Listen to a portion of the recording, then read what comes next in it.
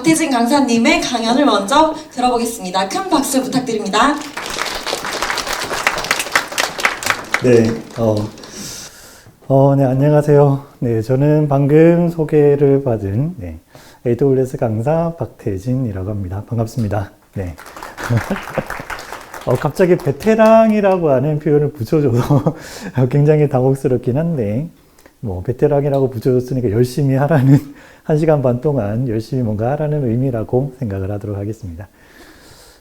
자, 오늘 그 AWS와 관련된 세미나를 준비를 했는데, 제가 맡은 파트는 첫 번째 세션, AWS에 다가가는 첫걸음이라고 하는 주제의 세션을 맡게 됐고요. 이 세션을 통해서 여러분에게 AWS라고 하는 서비스가 어떤 서비스인지, 그리고 어떤 기능들을 제공해 주는지를 소개를 해드리는 그런 세션을 시작해 보도록 하겠습니다.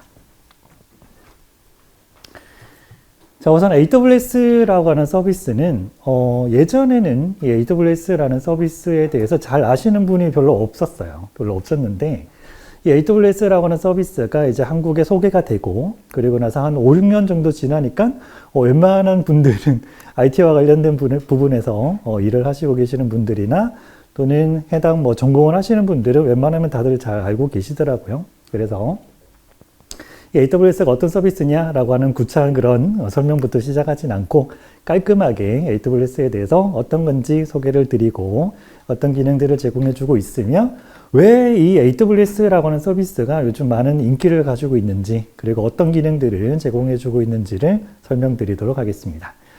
자, 우선 AWS라고 하는 서비스는 퍼블릭 클라우드 서비스라고 하는 형태의 그런 서비스죠. 즉, 퍼블릭하게 누구든 사용할 수 있도록 클라우드 컴퓨팅이라고 하는 것을 제공해 주는 게 바로 AWS라고 하는 서비스고, 이 AWS 서비스를 이용하게 되면 언제든 인터넷이 연결이 되어 있다면 클라우드 컴퓨팅 환경을 여러분이 사용을 하실 수가 있어요. 그리고 클라우드 컴퓨팅이라고 하는 거는 네트워크를 통해서 인터넷이든 또는 어떤 네트워크 환경이든 네트워크를 통해서 내가 원하는 컴퓨팅 리소스를 언제든 내가 필요로 할 때 바로 만들어서 쓸 수 있도록 해주는 게 바로 클라우드 컴퓨팅입니다. 그래서 클라우드 컴퓨팅이라고 해서 뭔가 대단한 그런 서비스다라고 생각하기보다는 언제 어디서든 내가 원하는 컴퓨팅 리소스가 있으면, 즉 서버든 네트워크든 스토리지든 이러한 리소스가 필요하면 바로바로 만들어서 쓸 수 있게 해주겠구나 라고 생각을 하시면 돼요. 자, 이런 클라우드 컴퓨팅이라고 하는 서비스가 등장하기 이전에는 그러면 그걸 못 썼었느냐? 서버도 사용을 못했었고, 네트워크도 사용을 못했었고, 스토리지도 사용을 못했었느냐? 그렇지는 않겠죠. 즉, 클라우드 컴퓨팅이라고 하는 환경 이전에 대비되는 용어가 온프레미스라고 하는 용어로 얘기를 하는데, 온프레미스라고 하는 환경이 있었어요. 즉, 실제 물리적인 서버, 물리적인 네트워크 장비, 그리고 물리적인 스토리지, 이런 걸 이용해서 내가 원하는 어떤 기능을 구현하기 위한 환경들을 예전부터 계속 써왔었다는 거죠. 근데 클라우드 컴퓨팅이라고 하는 게 등장하고 나서부터 어떤 현상이 생겼느냐? 내가 기존에 사용하던 환경이 이렇게 불편하구나. 이런 문제점이 있었구나. 라고 하는 걸 피부로 굉장히 많이 느끼게 됐습니다. 즉, 온프레미스라고 하는 환경은 실제 물리적인 리소스를 이용해서 어떤 서버나 스토리지나 이런 것들을 이용해서 실제 내가 원하는 기능을 구현하고 관리하는 환경을 얘기를 하는데, 이런 환경에서 예전에는 느끼지 못했었던 그런 불편한 점들이 클라우드 컴퓨팅이라고 하는 게 등장하고 나서부터 많이 느껴지게 됐고, 그런 것들이 클라우드 컴퓨팅이 해결을 해주니까 이거 괜찮네? 클라우드 컴퓨팅을 사용하니까 예전에 그냥 이거는 당연한 거야 라고 생각했던 것들이 이제 해결이 되기 시작하는 거예요. 그래서 클라우드 컴퓨팅이라고 하는 게 없어도 우리가 평상시에 이용하는 웹사이트나 또는 인터넷 기반의 어떤 게임이나 또는 인터넷 쇼핑몰이나 이런 기능들이 충분히 구현이 가능하지만, 클라우드 컴퓨팅이라고 하는 게 등장하고 나서부터 그런 기능들을 구현할 때 생각했었던 문제점들이 해결이 되니까 클라우드 컴퓨팅이 굉장히 괜찮구나. 이걸 사용하니까 이런 이점이 있구나 라고 하는 생각들이 들어서 요즘 클라우드 컴퓨팅이 굉장히 많이 사용이 되고 있다라고 보시면 되겠습니다. 자, 온프레미스 환경에서는 그러면 어떤 문제가 생기느냐? 우선 물리적인 리소스를 이용해서 뭔가 만들어줘야 돼요. 서버도 만들어야 되고, 네트워크 환경도 세팅을 해야 되고, 스토리지도 잡아줘야 되는데, 어느 정도의 용량으로 세팅을 해야 될까라고 하는 걸 가능하면 정확하게 예측을 할 수가 있어야 됩니다. 그래서 리소스 용량을 얼마나 필요하지? 스토리지는 어느 정도 용량으로 잡아줘야 되지? 라고 하는 걸 최대한 정확하게 예측해서 이 정도의 최대 피크가 생길 거야. 이 정도의 트래픽이 들어올 거야. 라고 하는 걸 예측을 해서 이런 리소스들을 확보를 하는데 사람이 미래를 완벽하게 정확하게 예측을 할 수는 없습니다. 그래서 이 정도면 괜찮겠지라고 생각을 했는데 리소스가 부족한 거예요. 이 정도면 충분할 거야 라고 만들어놨는데 실제로 너무너무 충분해서 다 쓰지도 못하는 상황이 될 수도 있다는 거죠. 즉 리소스 부족 현상이나 또는 용량을 너무 많이 잡아서 어떤 비용에 대한 손해를 보는 그런 현상들이 예전에는 있었고 어쩔 수 없지라고 하는 현상들이 계속해서 유지가 됐었다는 거죠. 그런데 클라우드 컴퓨팅이라고 하는 게 등장하고 나서 보니까 이런 문제점들이 깔끔하게 해결이 되는 거예요. 왜 해결이 되느냐? 클라우드 컴퓨팅은 내가 원하는 리소스가 있을 때 그때 바로 만들어서 쓸 수가 있습니다. 즉 온프레미스라고 하는 환경에서는 물리적인 리소스를 내가 만들어야 됐기 때문에 지금 서버가 필요해, 스토리지가 필요해, 네트워크 환경이 필요해 라고 했을 때 그 시점부터 최소한 며칠은 걸려야 또는 몇 주가 걸려야 내가 필요로 하는 리소스들이 만들어져요. 그런데 클라우드 컴퓨팅을 이용하게 되면 단 몇 분이면 내가 원하는 성능을 가지는 서버가 만들어지고 단 몇 분이면 내가 원하는 용량을 가지는 스토리지가 만들어지고 클릭 몇 번이면 내가 원하는 형태의 네트워크 환경이 바로바로 생성이 돼버리는 겁니다.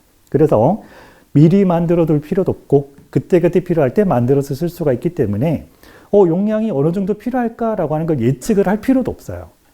그때 그 당시에 이 정도 용량이 필요한데 라고 하면 클릭 몇 번으로 바로 만들어서 쓰면 되고 하기 때문에 용량 부족에 대한 어떤 문제점들이 사라지게 됩니다. 즉 예전에 웹 기반의 서비스들을 보게 되면 트래픽이 많이 몰려서 서비스가 느려지고 중단되는 현상이 굉장히 많았어요. 근데 요즘 서비스들을 보면 그런 현상들이 굉장히 많이 사라진 걸 볼 수가 있고 그리고 장애가 생겼을 때도 마찬가지입니다. 물리적인 리소스를 계속해서 관리를 하는 경우는 장애가 생겼을 때 장애에 대응하는 속도도 느려질 수밖에 없습니다. 하지만 클라우드 환경에서는 필요한 리소스를 그때그때 바로바로 새로 생성해서 쓸 수가 있기 때문에 장애에 대한 대응 속도도 굉장히 빨라지게 돼요. 그리고 많이 만들어 놓고 사용할 필요도 없다는 거죠. 지금 적정한 용량 만들어 놓고 쓰다가 외부에서 들어오는 트래픽이 줄어들었어. 처리해야 되는 로드가 줄어들었어. 그러면 리소스를 바로바로 줄여버리면 돼요. 그러면 비용적인 면에서도 굉장히 효율적으로 관리를 할 수가 있습니다. 그래서 클라우드 컴퓨팅이라고 하는 건 없어도 모든 서비스들이 이게 없어도 모든 환경들이 구현이 되겠지만 기존에 사용했던 온프라미스 환경에서 여러 가지 문제점들을 이런 클라우드 환경이 깔끔하게 해결을 해주니까 이런 클라우드 컴퓨팅이 요즘 굉장히 많이 각광을 받고 인프라를 구성할 때 여러 가지 기능을 구현할 때 첫 번째로 선택이 되는 환경이다라고 생각을 하시면 되겠습니다. 자, 그래서 클라우드 컴퓨팅이든 온프레미스 환경이든 서버나 스토리지, 데이터베이스, 기타 등등 이런 환경들을 만들 때 물리적인 리소스를 쓰느냐 또는 가상화된 리소스를 사용하느냐에 따라서 차이가 나겠지만 클라우드 환경에서는 가상화된 그런 리소스를 이용해서 빠르게 리소스를 만들어서 사용하게 되고요. 그래서 AWS라고 하는 서비스의 장점이 뭐냐라고 얘기를 한다면 앞에 있는 대표적인 장점 이렇게 4가지를 먼저 얘기를 하게 됩니다. 자, 우선 첫 번째 장점이 민첩성이에요. 즉 AWS라고 하는 서비스를 이용하게 되면 굉장히 뭔가 빨라진다는 얘기죠. 그렇게 빨라지는 속도의 첫 번째 이유가 바로 리소스의 생성 속도 때문이다 라고 보시면 되겠습니다. 즉 굉장히 빠르게 리소스가 만들어지기 때문에 개발자 입장에서 생각을 한다면 내 이런 거 테스트 해보고 싶은데 이런 거 구현해서 뭔가 잘 되는지 확인해보고 싶은데 라고 했을 때 서버가 자신의 손에 들어올 때까지 기다리는 시간이 굉장히 짧아지는 거예요. 심지어는 이런 환경들이 테스트가 필요해. 그러면 직접 클릭 몇 번에서 바로 만들어서 써버리는 겁니다. 그래서 이렇게 리소스가 만들어지는 속도가 빨라지고 배포 속도도 빨라지고 그리고 업데이트 속도라든지 이런 것들이 빨라지니까 클라우드 컴퓨팅을 사용을 안 하는 업체 입장에선 우리는 걸어가는 속도로 발전을 하는데 클라우드 컴퓨팅을 도입한 업체들을 보니까 막 뛰어가고 있는 거예요. 즉 경쟁력에서 이런 민첩성 때문에 굉장히 큰 차이점이 발생하게 됩니다. 그래서 클라우드를 도입했는 업체들을 보면서 우리도 이걸 도입해야 되는 거 아닌가? 라고 하는 고민을 굉장히 많이 하게 된다라는 얘기죠. 자, 그리고 민첩성 때문에 또 구현할 수 있는 클라우드 컴퓨팅에서만 구현할 수 있는 환경이 있어요. 그게 뭐냐 하면 탄력성을 가지는 인프라라고 하는 건데, 이 탄력성을 가지는 인프라라고 하는 건 어떤 거냐 하면 리소스가 더 필요해? 그러면 내가 늘려줘야지가 아닙니다. 내가 만들어 놓은 인프라가, 내가 만들어 놓은 IT 리소스들이 지금 용량이 부족하네 라고 느껴지면 자기가 알아서 늘어나요. 즉 서버 수가 알아서 늘어나고 너무 많이 만들어졌네 라고 판단이 되면 서버 수가 알아서 줄어듭니다. 즉 이렇게 관리자의 개입 없이 상황에 따라서 용량이 알아서 늘어나고 줄어들고 하는 환경들을 탄력성을 가지는 인프라라고 얘기를 하는데, 이걸 만들 수 있는 게 클라우드 환경밖에 없어요. 왜냐하면 탄력성에서 중요한 건 속도거든요. 지금 현재 이 정도 필요해 라고 하는 상황이 됐을 때 관리자가 따로 개입을 하지 않아도 자동으로 늘어나야 돼요. 그럼 용량 부족에 대한 대응 속도가 굉장히 빨라지는 거죠. 그리고 용량이 너무 많이 만들어졌는데 라고 판단이 됐을 때 즉시 줄여줘야지만 비용에 대한 관리가 될 겁니다.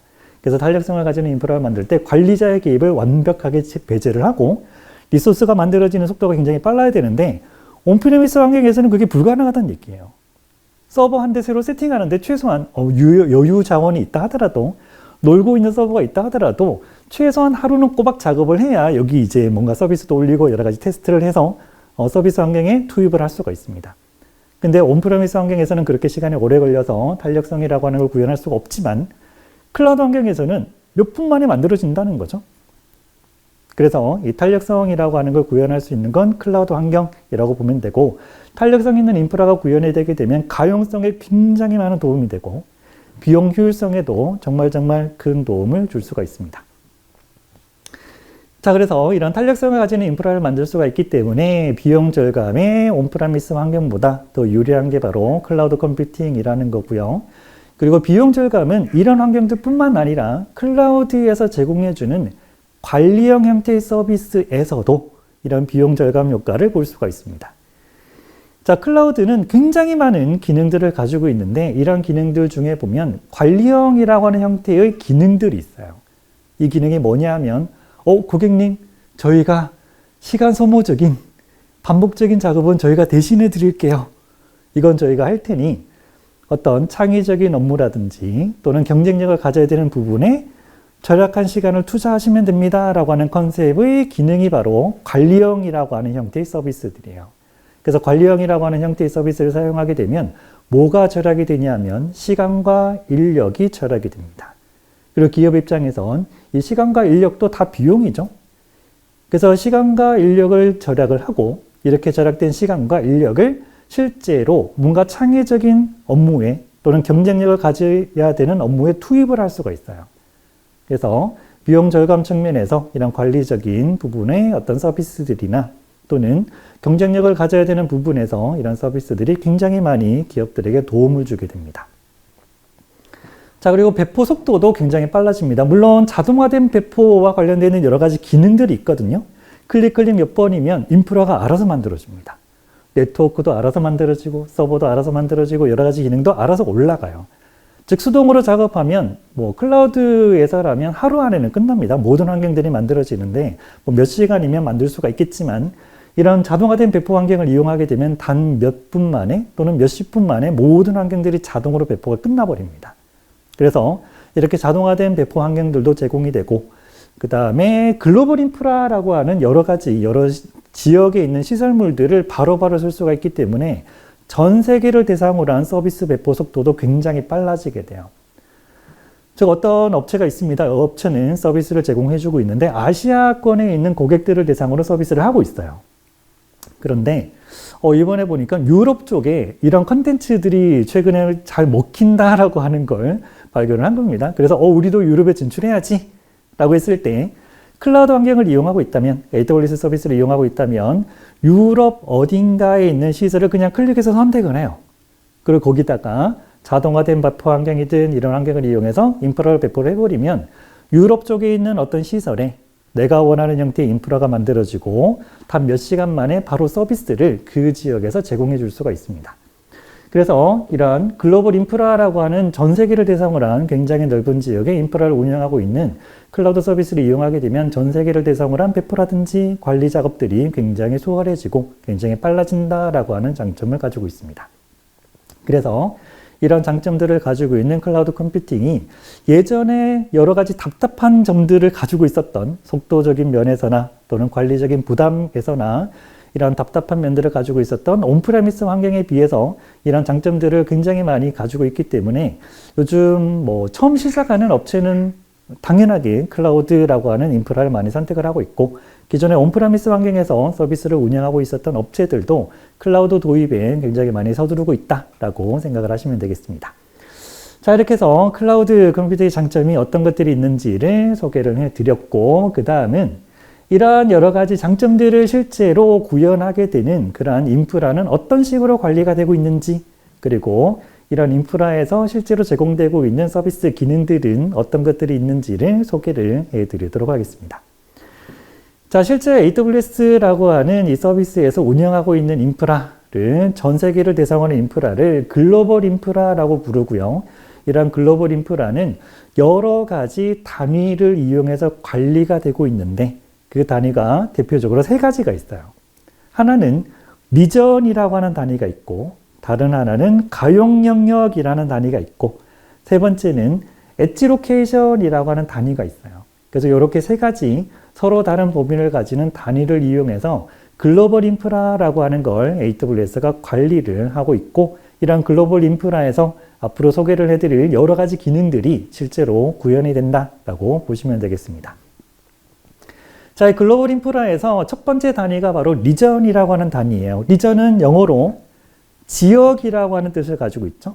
그리고 이 리전이라고 하는 단위는 AWS에서 뭔가 작업을 할 때 보통 가장 먼저 선택하는 대상이 바로 리전입니다. 그래서 나는 여기다가 서버 만들고 싶은데, 나는 여기다가 스토리지를 만들고 싶은데, 나는 여기다가 네트워크를 구성해야겠는데, 즉 어디에다가 만들지를 가장 먼저 생각을 하겠죠. 그리고 그 지역을 선택하는 게 바로 리전이라고 하는 단위라고 보시면 되고, 이 리전 단위는 현재 31개가 만들어져 있어요. 그리고 그 위치는 강의 자료에 되어 있긴 하지만 이 사이트에 들어가 보시면 상세한 정보를 보실 수가 있습니다.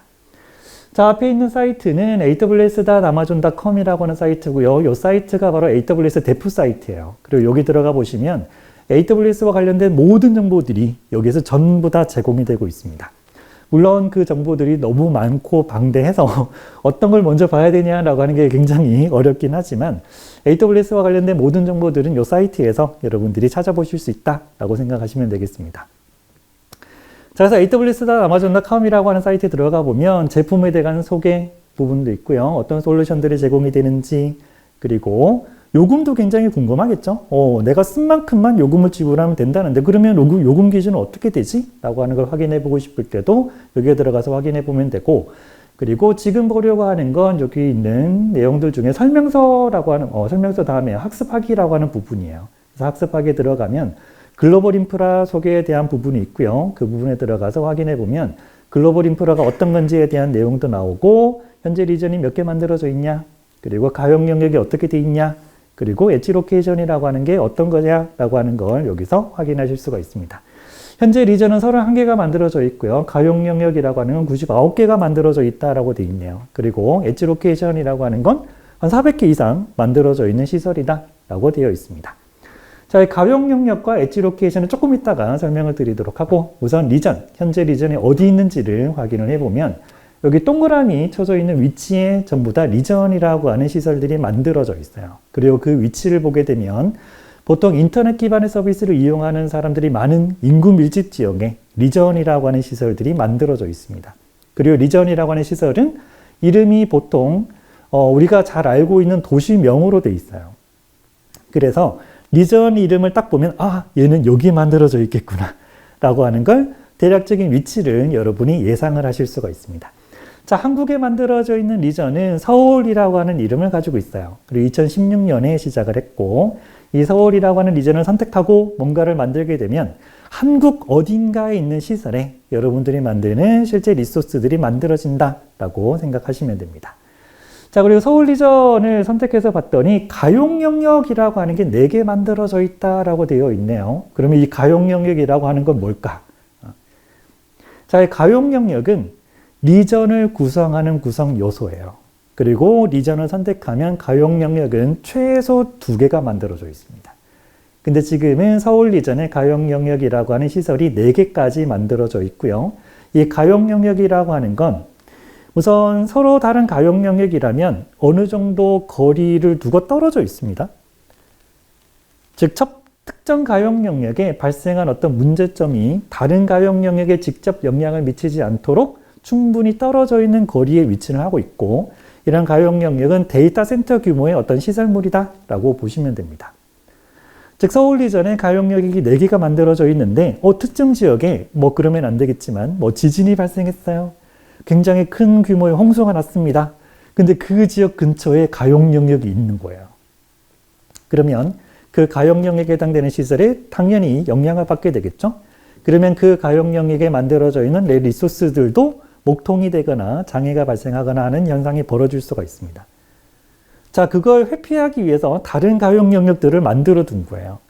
즉, 충분히 이러한 자연재해나 기타 등등의 장애로부터 동시에 영향을 받지 않을 만큼 충분히 떨어져 있는 시설이 만들어져 있는 게 바로 가용 영역이고, 그래서 가용 영역을 이용해서 시설물들을 이용해서 서비스를 구현하는데, 가용 영역을 하나를 이용해서도 충분히 내가 원하는 기능들을 올려줄 수가 있다는 거죠. 근데 AWS에서는 고객님, 저희 리전 안에 가용 영역 여러 개 만들어 뒀거든요.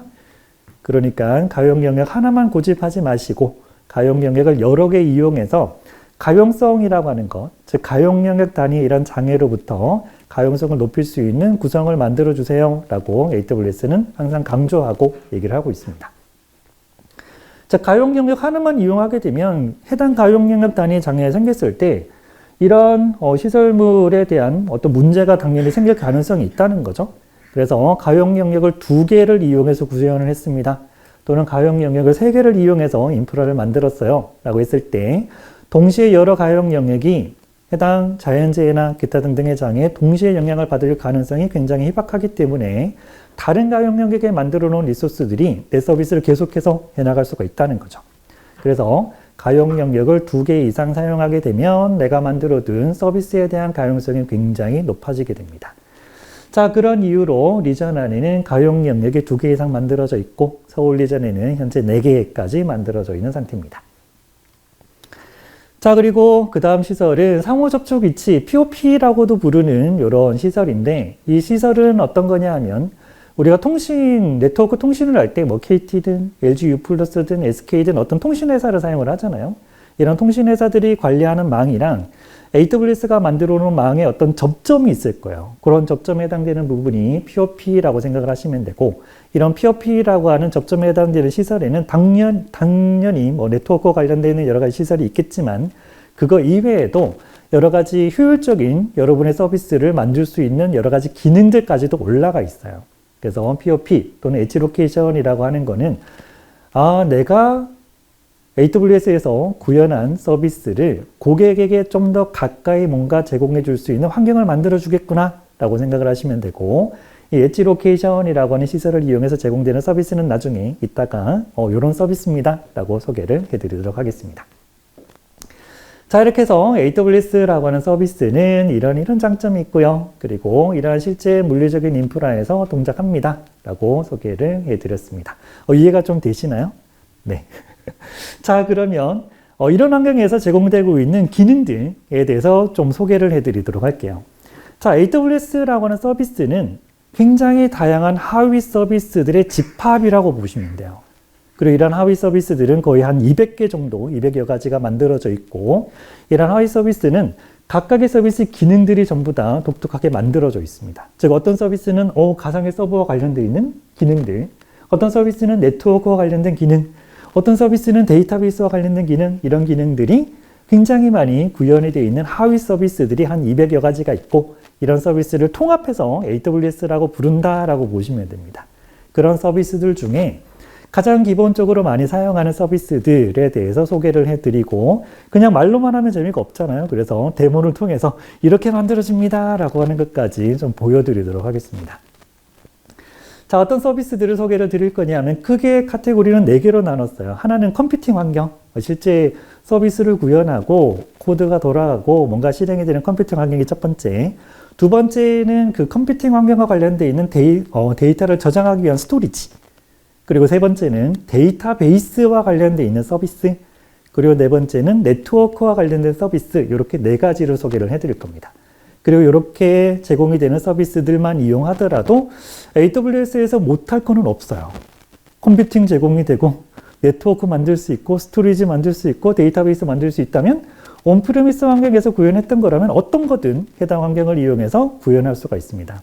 하지만 이런 서비스들만 이용하게 되면 효율성을 극한으로 끌어올릴 수는 없어요. 네.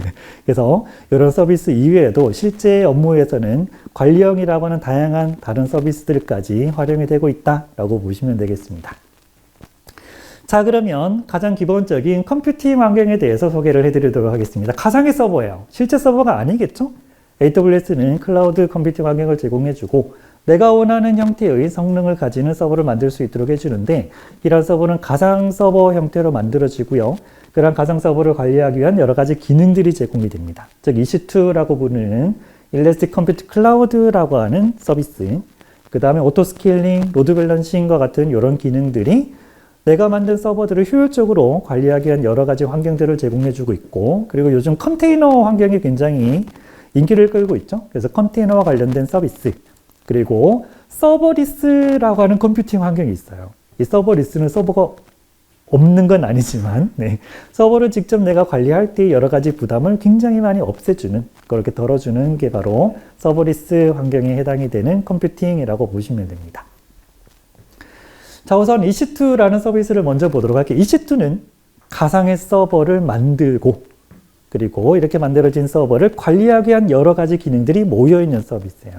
그래서 일래스틱 컴퓨트 클라우드라고 하는 서비스 이름이 이니셜을 따서 EC2라고 부르는 서비스인데, 이 서비스를 이용하면 내가 원하는 운영체제를 가지는 서버를, 내가 원하는 성능을 가지는 서버를 단 몇 분 만에 여러분이 즉석으로 만들어서 사용하실 수가 있습니다. 그리고 그렇게 만들어진 서버는 만들어지고 나면 고정되느냐? 아니에요. 성능 부족한데? 그럼 클릭 몇 번으로 성능 높여버리면 됩니다. 너무 성능을 높게 잡았는데 비용 손실이 생기고 있어. 그럼 클릭 몇 번으로 바로 성능을 줄여버리면 됩니다. 그런 형태로 충분히 탄력성을 가지고 있는 그런 컴퓨팅 자원들을 만들어주고, 그리고 비용 또한 여러 가지 비용 옵션, 요금 옵션들을 제공해줘서 상황에 따라서 굉장히 많이 할인을 받을 수 있는 그런 할인 제도까지 제공을 해주고 있습니다. 자, 그러면 EC2라고 하는 서비스를 통해서 가상의 서버가 어떻게 만들어지는지를 데모를 통해서 보여드리도록 할게요. 자, 그래서 서버를 만들려면 우선 AWS 작업 환경으로 들어가야겠죠. 가장 대표적인 환경이 매니지먼트 콘솔이라는 환경이고, 매니지먼트 콘솔이라는 환경은 웹브라우저에서 이렇게 그래픽 환경에서 모든 작업을 할 수 있도록 해줘요. 그래서 이런 매니지먼트 콘솔 환경으로 들어가서 인스턴스라고 부르는 가상의 서버를 만들어 볼 건데, 이 가상의 서버를 만들 때 여러 가지 선택지들이 있습니다. 그 중에 반드시 선택을 해야 되는 건 우선 첫 번째, 어떤 운영체제를 쓸 거냐. 아마존 머신 이미지라고 하는 AMI라고 부르는 이미지를 선택하는 단계에서 운영체제를 선택을 해요. 그리고 어떤 성능이 필요한지, CPU는 몇 개, 메모리 크기는 얼마만큼, 네트워크 성능은 얼마만큼, 이렇게 성능을 선택하는 선택지가 있고, 그리고 어디에 만들 건지도 지정을 해줘야겠죠. 그래서 어떤 네트워크에 만들 건지 지정해주고, 기타 등등 여러 가지를 내가 원하는 것들을 쭉 지정을 해주게 되면 내가 선택한 대로 완벽하게 내가 원하는 형태의 서버가 몇 분 만에 여러분에게 제공이 될 겁니다. 자, 그러면 매니지먼트 콘솔에 먼저 로그온을 해보도록 할게요. 사용자 이름, 암호를 입력해서 로그온 합니다. 자, 이렇게 로그온하면 매니지먼트 콘솔이라고 하는 환경에 들어가게 되고, 여기 들어가면 저기 검색창이나 또는 리스트를 통해서 내가 원하는 기능으로 들어가는 거예요. 근데 그렇게 들어가기 전에 가장 먼저 뭘 해야 되느냐? 리전이죠. 어디다 만들 거냐? 엉뚱한 데 만들어 놓고 거기서 이렇게 작업하다 보면 여기 아닌데? 그럼 처음부터 다시 만들어야 되거든요. 그래서 어디에다 만들 건지 리전 선택이 가장 첫 번째예요. 그래서 처음에 버지니아 리전으로 되어 있었는데 서울이라고 하는 리전으로 변경을 했습니다. 그래서 변경을 하고 EC2라고 하는 서비스, 가상의 서버를 만드는 기능을 제공해주는 EC2 서비스 안에 들어가서 거기에서 이제 여러 가지 리소스를 관리하기 위한 기능들을 여기서부터 이제 쓰는 거죠. 자, 인스턴스라고 하는 이름을 가지는 게 바로 가상의 서버고요. 라운치 인스턴스라고 하는 부분이 바로 인스턴스 시작이니까 인스턴스 생성 단계 기능에 해당이 되겠죠. 그래서 라운치 인스턴스 들어가서 인스턴스라고 부르는 가상의 서버를 만들기 위한 여러 가지 정보들을 여기서 선택을 합니다. 서버 이름을 지정을 해줘요. 너는 이 이름의 서버야 라고 이름도 지정해주고, 그 다음에 어떤 운영체제를 쓸 건지 아마존 머신 이미지, 즉 AMI라고 부르는 아마존 머신 이미지를 여기서 선택을 합니다. 그러면 내가 원하는 운영체제가 설치가 되어 있는 서버가 만들어져요. 즉 운영체제 설치가 필요 없습니다. 이미 설치되어 있는 이런 백업 데이터들이 있기 때문에 AWS에서는 운영체제 설치는 필요가 없고, 내가 원하는 운영체제, 원하는 버전을 선택만 해주면 끝납니다. 그리고 이렇게 운영체제 선택에 해당되는 AMI 선택 단계가 넘어가면 어떤 성능을 가지는 서버를 만들 거냐라고 하는 걸 지정해 주면 되거든요.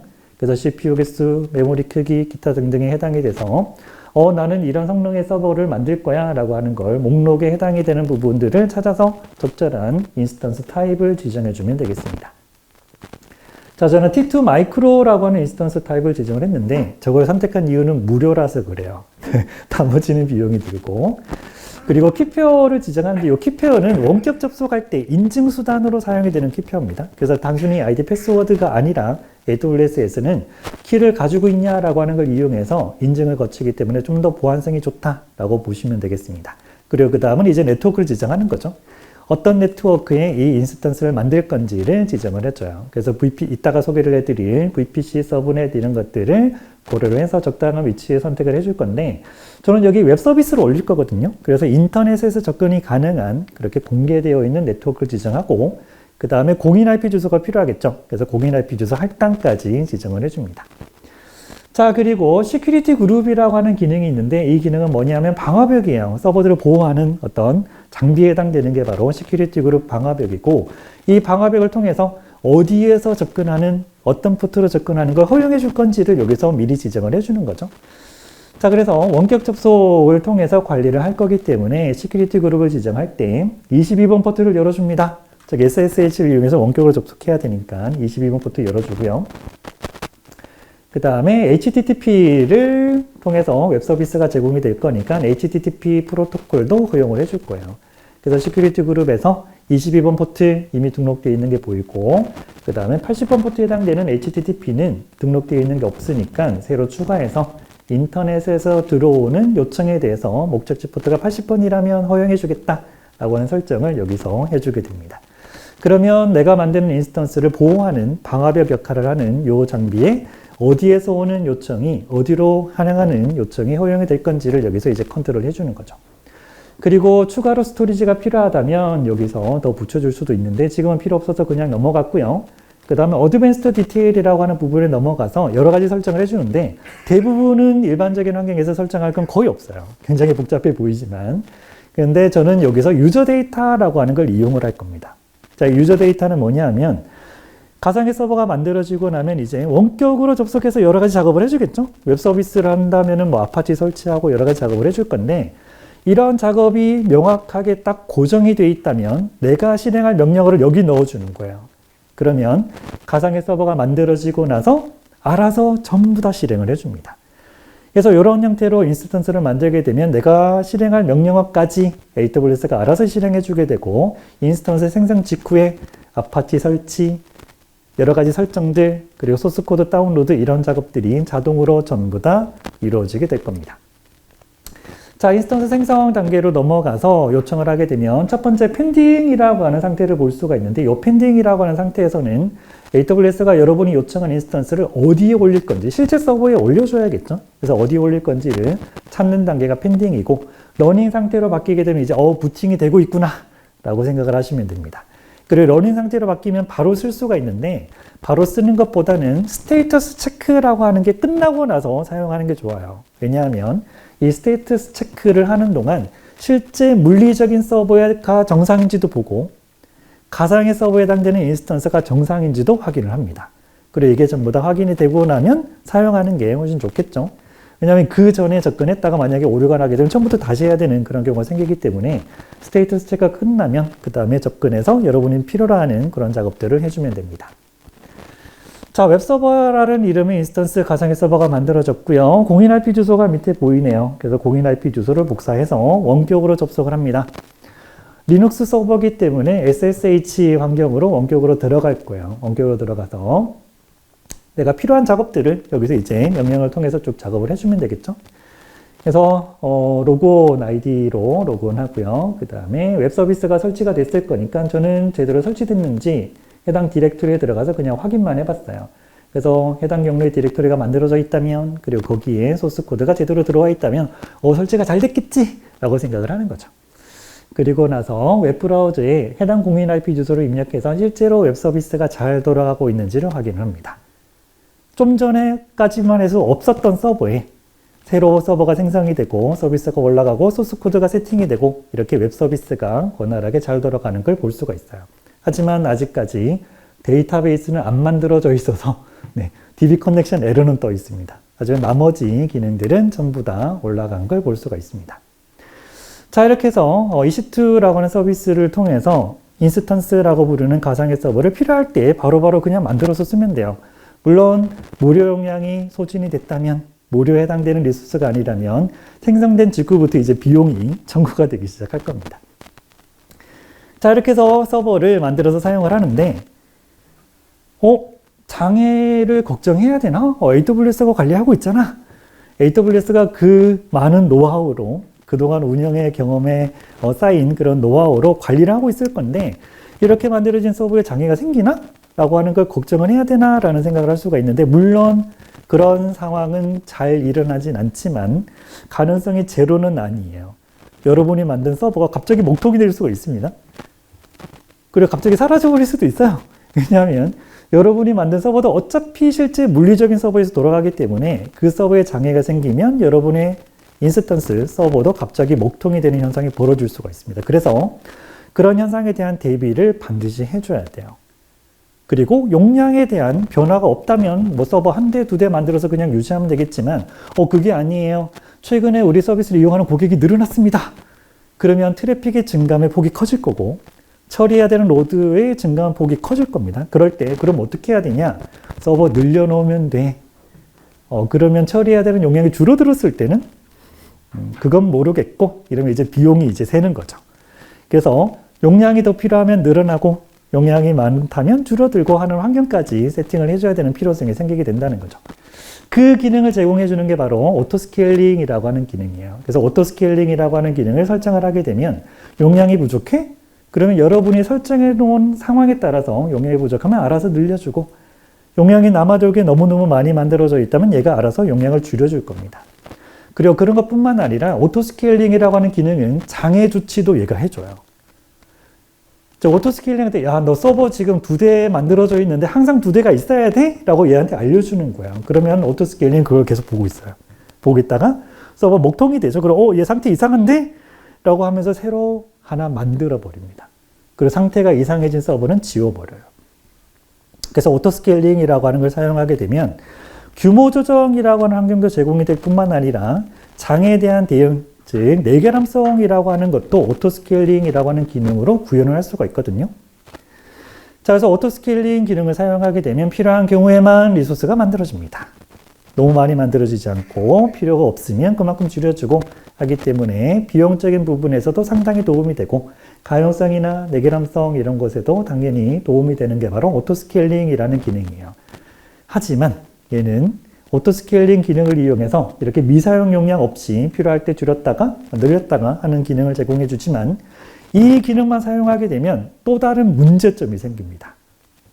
자, 그 문제가 뭐냐 하면 늘어난 서버에 대한 트래픽 제어는 어떻게 할 거냐라고 하는 문제가 생기거든요. 자, 오토스케일링이 서버를 자동으로 늘려줬어요. 오토스케일링이 만든 서버에 IP 주소가 할당이 됐습니다. 그 IP 주소는 우리 고객은 모릅니다. 어떻게 해줘야 되냐? DNS 서버에 일일이 다 등록을 해줘야 돼요. 관리자의 개입이 들어가죠. 그러면 대응 속도가 느려집니다. 즉, 오토스케일링이라고 하는 기능이 또는 탄력성을 가지고 있는 인프라의 기능의 장점이 빠른 대응 속도인데 이것만 사용하면 빠른 대응 속도가 아니게 돼버린다는 거죠. 그래서 뭐가 필요하냐? 새로 추가된 서버들에 대한 트래픽을 자동으로 처리해주는 어떤 장비가 필요한데 그 장비가 바로 로드 밸런서라는 장비입니다. 자, 엘래스틱 로드 밸런싱이라는 서비스에 의해서 만들어지는 로드 밸런서라는 장비는 여러 대의 서버로 트래픽을 골고루 분산시켜주는 기능을 가지고 있는 장비예요. 그래서 이 장비를 사용하게 되면 내가 운영하는 서버가 여러 대일 때 그 서버로 향하는 트래픽에 대한 관리를 굉장히 손쉽게 할 수가 있는데, 오토스케일링이라고 하는 기능을 구현했을 때도 이 로드 밸런서가 굉장히 많이 도움을 주게 된다라는 거죠. 그래서 로드 밸런싱을 설정을 하게 되면 오토스케일링이 서버를 막 늘립니다. 그리로 가는 트래픽은 어떻게 할 거냐? 로드 밸런서가 알아서 처리를 해줘요. 즉 서버가 원래 2대밖에 없었어요. 로드 밸런서로 우리 고객들이 요청을 보냅니다. 그러면 로드 밸런서가 알아서 트래픽을 분산시켜 주겠죠. 그래서 서버가 부족하다라고 판단에 대해서 오토스케일링이 서버를 늘렸습니다.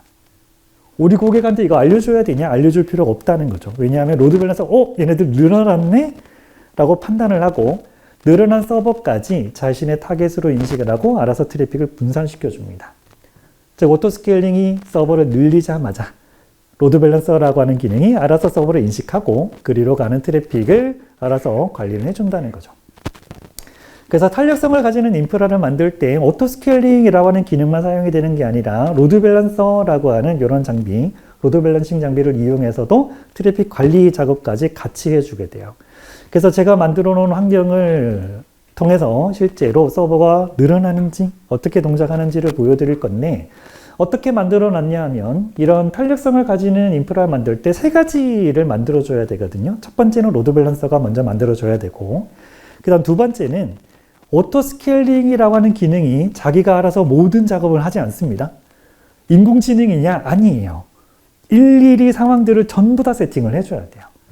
그래서 심지어는 얘는 인스턴스 만들어 이러면 뭐 어떻게 만들라고? 이렇게 안 만들어요. 그래서 야, 너 인스턴스 만들 때 이미지는 이걸로 하고, 즉 운영체제는 이걸로 하고, 인스턴스 성능은 이걸로 만들어, 방화비 설정은 이렇게 하고, 이런 걸 전부 다 알려줘야 됩니다. 그게 바로 시작 구성이라고 하는 건데, 그 시작 구성을 2번째로 만들어요. 그리고 3번째 오토스케일링 그룹이라고 하는 걸 생성을 하는데, 로드 밸런서 만들고 시작 구성 만들고 오토스케일링 설정하고 하는 건 제가 따로 동영상을 여기서 보여드리진 않을 거지만, 강의 끝날 때쯤 돼서 제가 그 동영상을 따로 이렇게 모아서 올려놓은 사이트가 있거든요. 그 사이트 주소로 알려드릴 건데, 거기 가보시면 로드 밸런서 만들고 시작 구성 만들고 그 다음에 오토스케일링 설정하고 하는 것들을 전부 다 보실 수가 있어요. 그래서 이 작업이 어떻게 진행이 되는지는 거기 있는 동영상을 통해서 참고 자료로 보시면 되겠습니다. 저는 이게 다 만들어져 있는 상태에서 로드를 걸어주고 실제로 서버들이 늘어나서 트래픽이 추가된 서버들에게 분산이 되는지까지를 데모를 통해서 보여드리도록 하겠습니다. 자, 어떻게 되어 있는지 환경에 대한 잠시만요. 어떻게 되어 있는지를 먼저 보여드리면, 오토스케일링이라고 하는 오토스케일링 그룹에 들어가서 확인을 해보면 지금 현재 인스턴스가 2개, 오토스케일링에 의해서 2대가 관리가 되고 있어요. 그래서 2대가 만들어져 있는 상태고요. 그래서 인스턴스 목록에 가서 확인을 해보면 러닝 상태 인스턴스가 2개가 보이죠? 웹 인스턴스라고 하는 이름의 인스턴스들이 바로 오토스케일링이 직접 관리하고 있는 인스턴스들이에요. 그래서 2대가 정상적으로 동작하고 있고, 이런 2대가 지금 로드 밸런서에 의해서 인식이 되고 있거든요. 로드 밸런서가 트래픽을 분산하고 있는데, 그래서 로드 밸런서의 설정에 들어가서 확인을 해보면 좀 전에 봤던 웹 인스턴스라고 하는 서버들이 정상적인 상태다라고 로드 밸런서가 확인하고 있는 게 보입니다. 그래서 로드 밸런서의 주소로 들어가서 로드 밸런서의 DNS 네임이라고 하는 게 로드 밸런스에 접근하기 위한 주소거든요. 그래서 DNS 네임이라고 해당이 되는 부분에 들어가서 직접 URL 창에 주소를 입력해 보게 되면 로드 밸런서에게 요청이 들어가요. 그리고 로드 밸런서가 고루고루 트래픽을 분산하고 있는 걸 확인할 수가 있거든요. 자, 어떻게 확인하느냐? 인스턴스 ID라고 하는 게 여기 표시가 되는데, 이게 인스턴스별로 고유하게 할당이 되는 문자열이에요. 그래서 새로 고침해 보게 되면 인스턴스 아이디가 바뀌는 게 보이고, 저게 바뀌는 거, 서로 다른 서버로 지금 트래픽이 가고 있구나 라고 하는 게 지금 확인이 됩니다. 자, 이 상태에서 이제 로드를 걸어 볼 건데, 2대만 있는 상태에서 이제 부담을 주는 거죠. 그렇게 할 건데, 클라우드 와치라고 하는 서비스에 들어가서 모니터링 상태를 먼저 볼 거예요. 클라우드 와치라는 서비스는 모니터링의 기본 서비스고, 여기 들어가 보면 내가 지금 현재 만들어 놓은 그런 리소스들에 대한 상태들을 여기서 볼 수가 있거든요. 그래서 클라우드와치 모니터링 서비스에 들어가서 알람이라고 하는데 들어가 보면 CPU 사용률이 50%를 초과했을 때, 그리고 CPU 사용률이 35% 미만으로 떨어졌을 때에 해당되는 알람이라고 하는 게 만들어져 있는데, 이 중에 CPU 사용률이 50%를 초과했을 때에 해당되는 알람이 바로 인스턴스 추가에 해당되는 알람이거든요. 그래서 해당 알람을 확인을 해보면 지금 현재 CPU 사용률이 0.몇 %까지 떨어져 있는 걸 볼 수가 있어요. 이 상태에서 이제 따로 만들어 놓은 로드 테스트 기능을 통해서 로드를 딱 걸어 볼 겁니다. 자, 로드 테스트 기능에 들어가서 해당 기능을 활성화시키게 되면 순식간에 CPU 사용률이 100%를 칩니다. 네. 그렇다고 하더라도 클라우드와치가 바로 인식하는 건 아니에요. 최소한 1, 2분 정도? 1, 2분 정도의 시간이 걸립니다. 그래서 그 시간 동안 기다릴 수가 없으니 제가 동영상을 잘랐어요. 그래서 잘라서 지금은 굉장히 빠르게 인식하는 것처럼 보이지만 실제로는 최소한 한 1, 2분 정도 시간이 걸린다라고 보시면 됩니다. 그래서 동영상을 잘라서 바로 이렇게 인 알람이라고 뜨는 게 보이고요. 그 다음에 알람이 뜨게 되면 오토 스케일링이 이걸 인식을 해요. 알람이 울렸네. 인스턴스가 부족하네. 라고 인식을 하고 인스턴스 수를 늘립니다. 즉 4개로 늘어났죠. 그리고 4개로 늘어나게 되면 지금 현재 2개니까 4개가 있어야 되네 라고 판단이 돼서 인스턴스가 2개가 추가가 돼요. 그래서 인스턴스 목록에 가보면 펜딩 상태 인스턴스 2개가 보입니다. 이제 추가가 되기 시작하는 거죠. 그래서 펜딩 상태 첫 번째 상태로 보이고 그 다음에 러닝 상태로 바뀌었다가 이제 스테이터스 체크가 끝날 때쯤 되면 이제 로드 밸런서가 해당 인스턴스를 인식을 할 겁니다. 그래서 리소스가 부족하다라고 하는 상황이 됐을 때 빠르면 몇 분 안에, 길어도 5분, 10분 안에는 인스턴스라고 하는 가상의 서버가 바로바로 추가가 돼버립니다. 관리자의 개입 없이 알아서 서버가 추가가 되고 이렇게 추가된 서버는 로드 밸런서가 알아서 트래픽을 분산시켜주는 환경이 자동으로 관리가 돼요. 자, 그래서 로드 밸런서가 지금 인스턴스 4대를 전부 다 확인을 하고 있고요. 그 다음에 새롭게 주소에 들어가서 확인해 보면 서로 다른 서버 4군데에 트래픽이 골고루 분산이 되고 있는 걸 확인할 수가 있습니다. 그래서 인스턴스 아이디를 보게 되면 명확하게 구분은 잘 되는 건 아니지만 새로 고치를 해보면 인스턴스 아이디가 서로 다른 4가지가 교체가 되면서 확인이 되는 걸 볼 수가 있습니다. 자, 그래서 이런 탄력성을 가지는 인프라를 만들게 되면 용량 부족에 대한 걱정을 할 필요가 없습니다. 용량이 부족하다 그러면 알아서 몇 분 만에 길어도 5분, 10분 만에 인스턴스들이 추가가 돼서 부족한 용량에 대한 대응을 바로 할 거예요. 그리고 많이 만들어져 있네. 그러면 알아서 줄여주는 그러한 기능까지 들어가 있습니다. 그래서 이런 기능들에 대한 건 이따가 제가 알려드리는 그 주소에 올라와 있는 동영상들을 보시면 좀 더 자세하게 보실 수가 있을 겁니다. 자, 그 다음은 ECS라고 하는 서비스인데 이 서비스는 컨테이너와 관련되어 있는 서비스예요. 이 컨테이너라고 하는 컴퓨팅 환경은 또 다른 어떤 가상화 솔루션인데 VM이라고 부르는 게 가상의 서버죠. 벌추얼 머신이라고 하는 우리는 지금까지 인스턴스라고 불렀던 그 환경의 가상의 서버인데 이 컨테이너라고 하는 것도 가상 환경인 거는 유사하긴 하지만 VM에 비해서 여러 가지 장점을 가지고 있습니다. 어떤 장점이 있냐면 우선 첫 번째 리소스 활용률이 훨씬 높아요. 그래서 리소스 활용률이 높다는 얘기는 이게 또 비용이랑 관련이 돼 있거든요. 비용 절약적인 측면에서 도움이 됩니다. 그래서 리소스 활용률이 훨씬 높고 그 다음에 두 번째 실행 환경에 대한 호환성이 굉장히 좋습니다.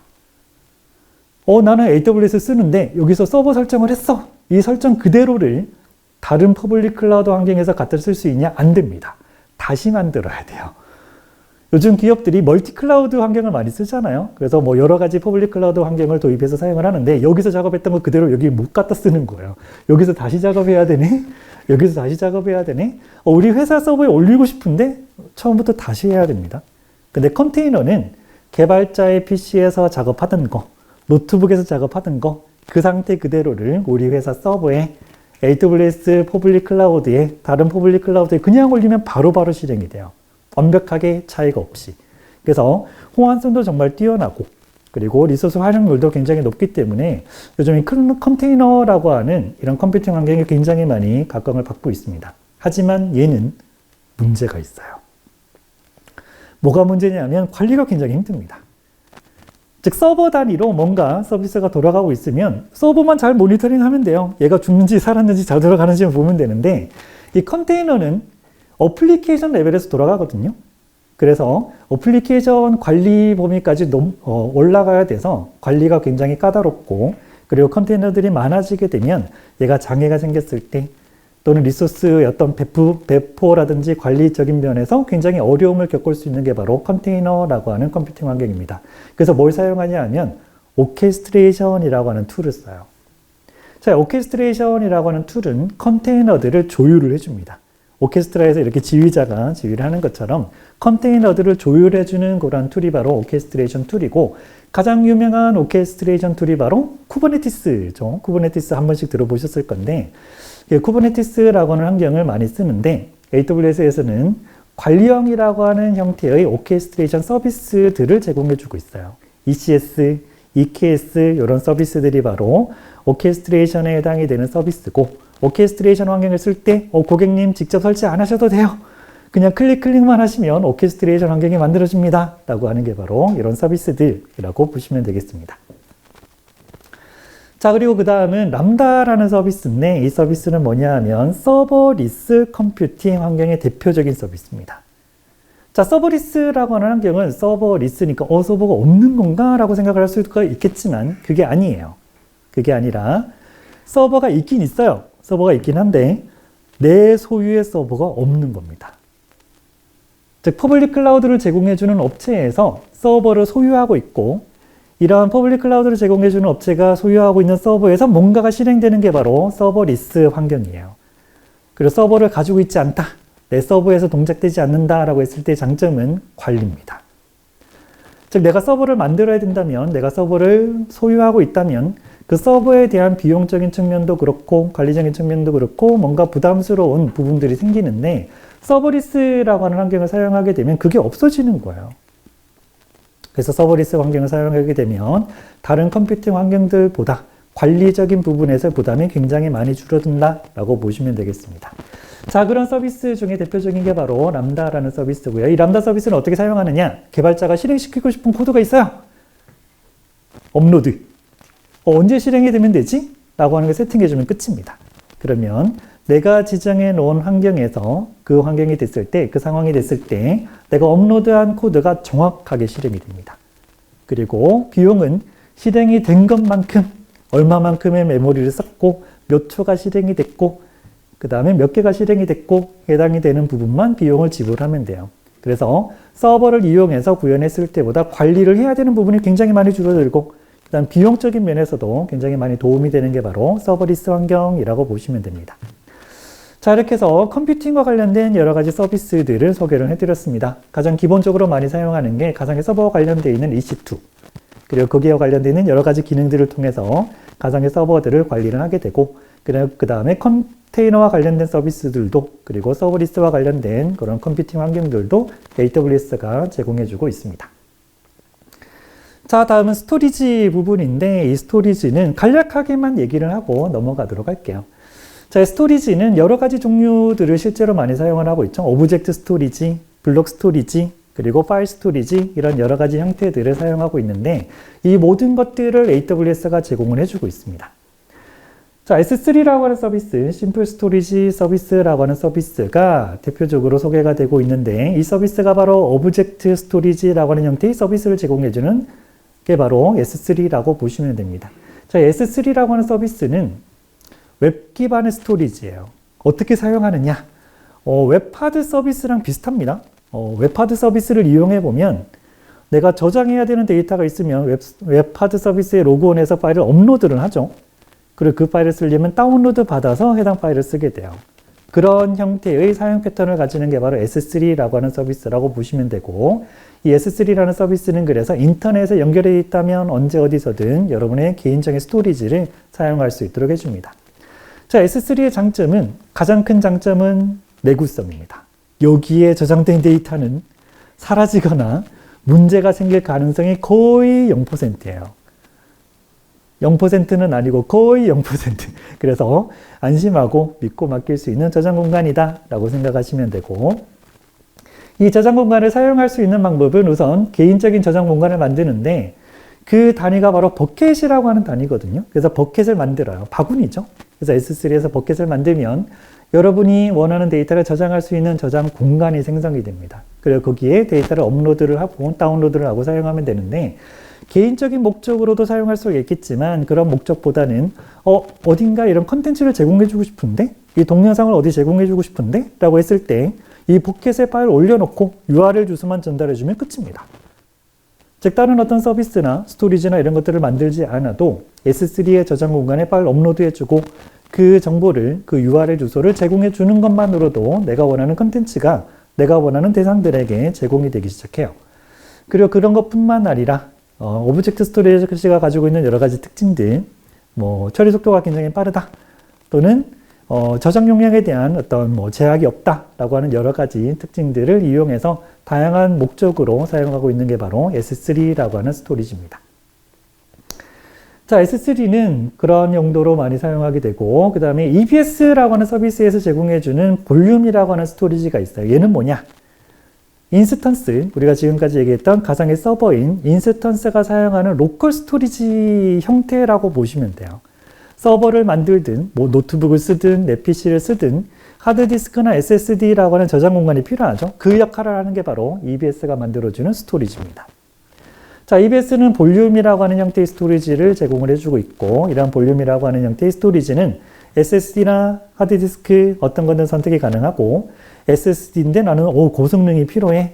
그렇게까지 성능 필요 없는데, 또는 하드디스크인데 나는 고성능이 필요해. 그냥 나는 일반적인 성능임인데 라고 하는 그러한 선택지까지 제공을 해주고 있어요. 그래서 EBS 볼륨이 제공해주는, EBS라고 하는 서비스가 제공해주는 볼륨은 내가 원하는 형태의 성능을 가지는, 원하는 용량을 가지는 스토리지를 서버에 이런 형태로 붙여서 쓰는 스토리지구나 라고 생각을 하시면 됩니다.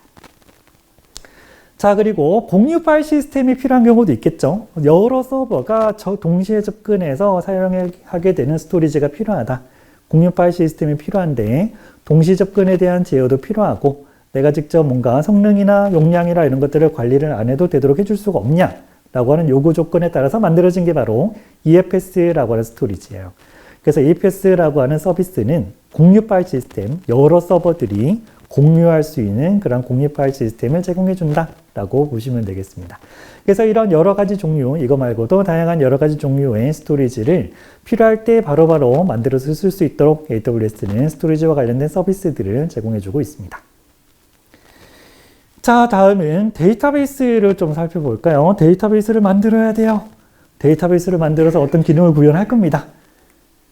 자, AWS에서 데이터베이스를 만들든 온프레미스 환경에서 만들든 어디에서 만들든 데이터베이스를 만들 때는 가장 먼저 이걸 고민을 해요. 뭘 고민하냐 하면 데이터베이스 엔진은 뭘 사용하지? 우리는 비용적인 측면에서 효율성을 따지니까 오픈소스를 써야겠다. MySQL이나 이런 데이터베이스. 아니면 우리는 굉장히 고성능이 필요해. 데이터베이스 엔진 자체에서 제공해주는 다양한 이런 강력한 기능들이 필요하다. 그러면 오라클이라든지 MS SQL 이런 데이터베이스 엔진들을 선택을 할 거예요. 즉 데이터베이스를 만들 때 우선 데이터베이스 엔진을 선택을 신중하게 해야 되는데 이건 어떤 환경이든 다 똑같습니다.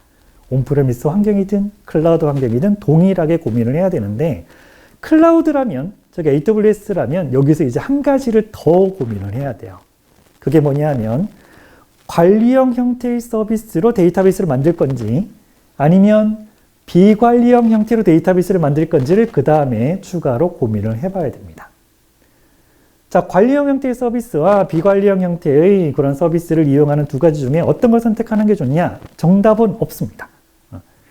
자, 관리형이라고 하는 건 AWS에서 제공해주는 여러 가지 기능 중에 관리형이라고 하는 건 단순하고 반복적인 시간 소모적인 작업을 AWS가 대신해 주는 거예요.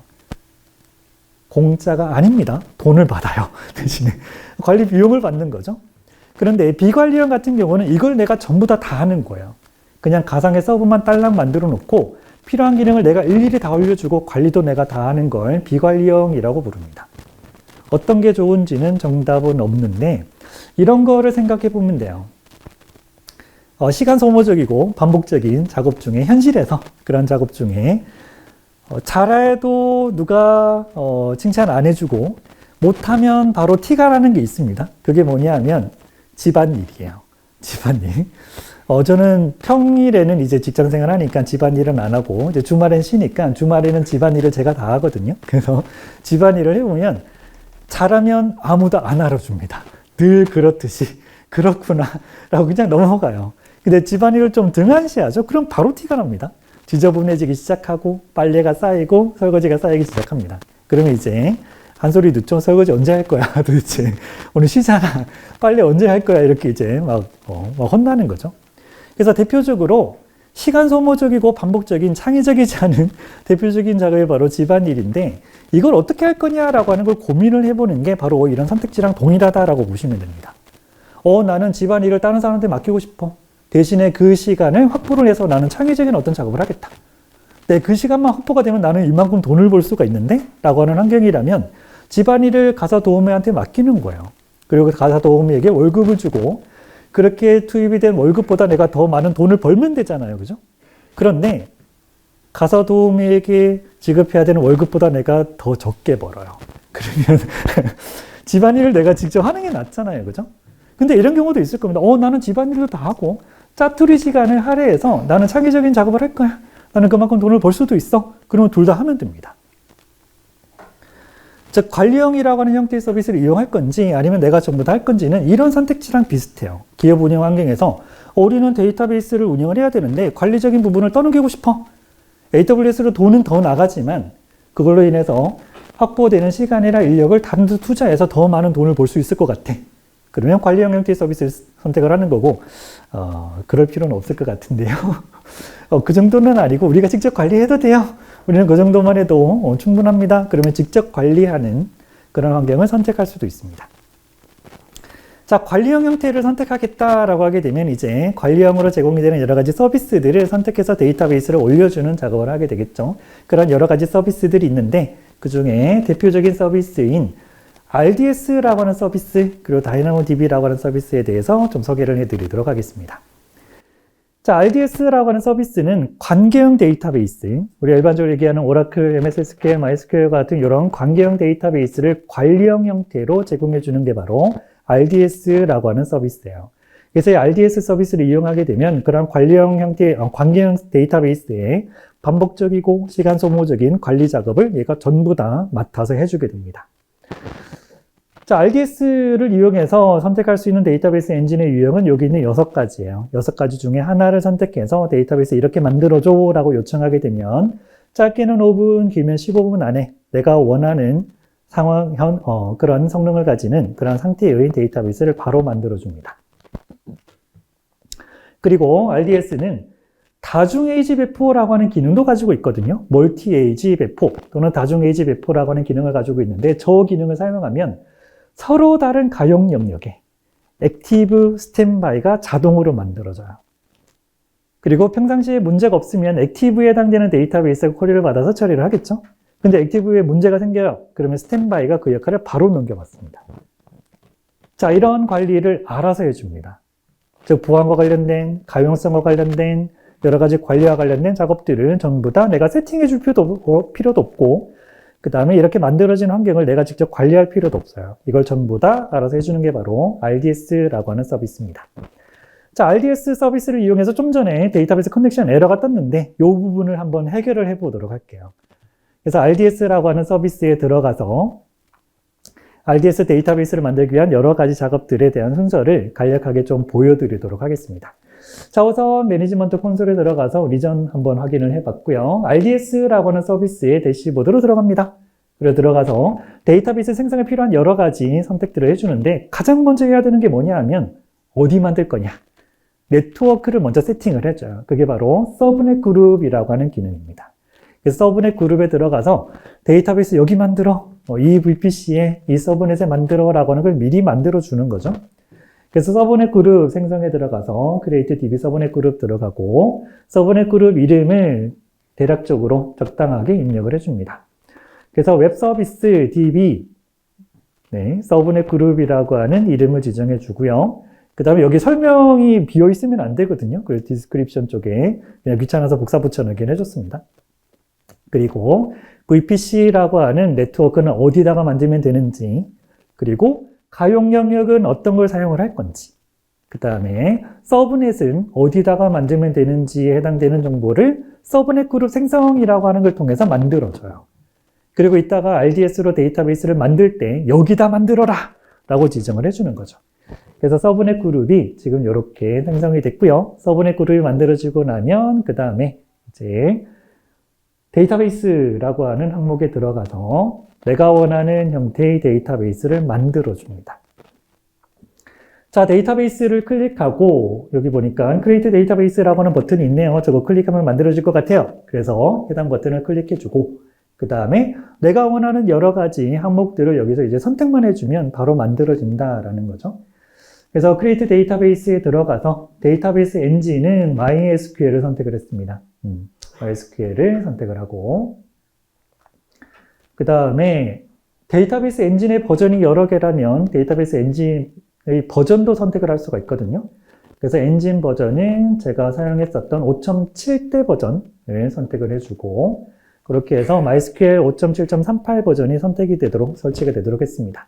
그리고 템플릿이라고 하는 기능이 있는데 요거는 이제 어떤 환경에서 만들 거냐라고 하는 걸 여기서 선택을 해주면 그 환경에 맞는 선택지들이 아래쪽에 켜지기도 하고 꺼지기도 해요. 저는 테스트를 해볼 거라서 프리티어를 선택을 했고요. 프리티어를 선택하게 되면 요금이 나오는 항목들은 전부 다 꺼집니다. 안심하고 쓸 수가 있겠죠. 그래서 보면 멀티에이지 배포라고 하는 기능이 있는데 그 기능은 무료가 아니에요. 만들자마자 바로 비용이 청구가 돼서 해당 기능은 꺼져 있습니다. 하지만 실제 프로덕션 환경이라면 서비스 환경이라면 멀티에이지 배포라고 하는 걸 사용하게 되면 장애에 대한 걱정을 할 필요가 없다는 거죠. 그래서 하나의 가용 연계가 만들어지도록 되어 있고요. 그 다음에 데이터베이스들을 구분하기 위한 이름 지정해줬고 그 다음에 데이터베이스는 루트 계정으로 접근은 안 되거든요. 왜냐하면 AWS가 이거 우리 관리하는 거야. 루트는 안 돼. 라고 제한을 걸어놨어요. 그래서 데이터베이스에서 사용할 계정 정보를 여기서 입력해서 이렇게 만들어주세요. 라고 요청하는 겁니다. 그래서 데이터베이스 계정의 ID, 패스워드를 지정해주고 이렇게 지정한 ID, 패스워드는 어플리케이션한테 알려줘야 되겠죠. 좀 전에 우리가 만들었던 웹서버한테 이 정보를 알려주면 여기서 만들어진 계정을 이용해서 쿼리 요청을 하게 될 겁니다.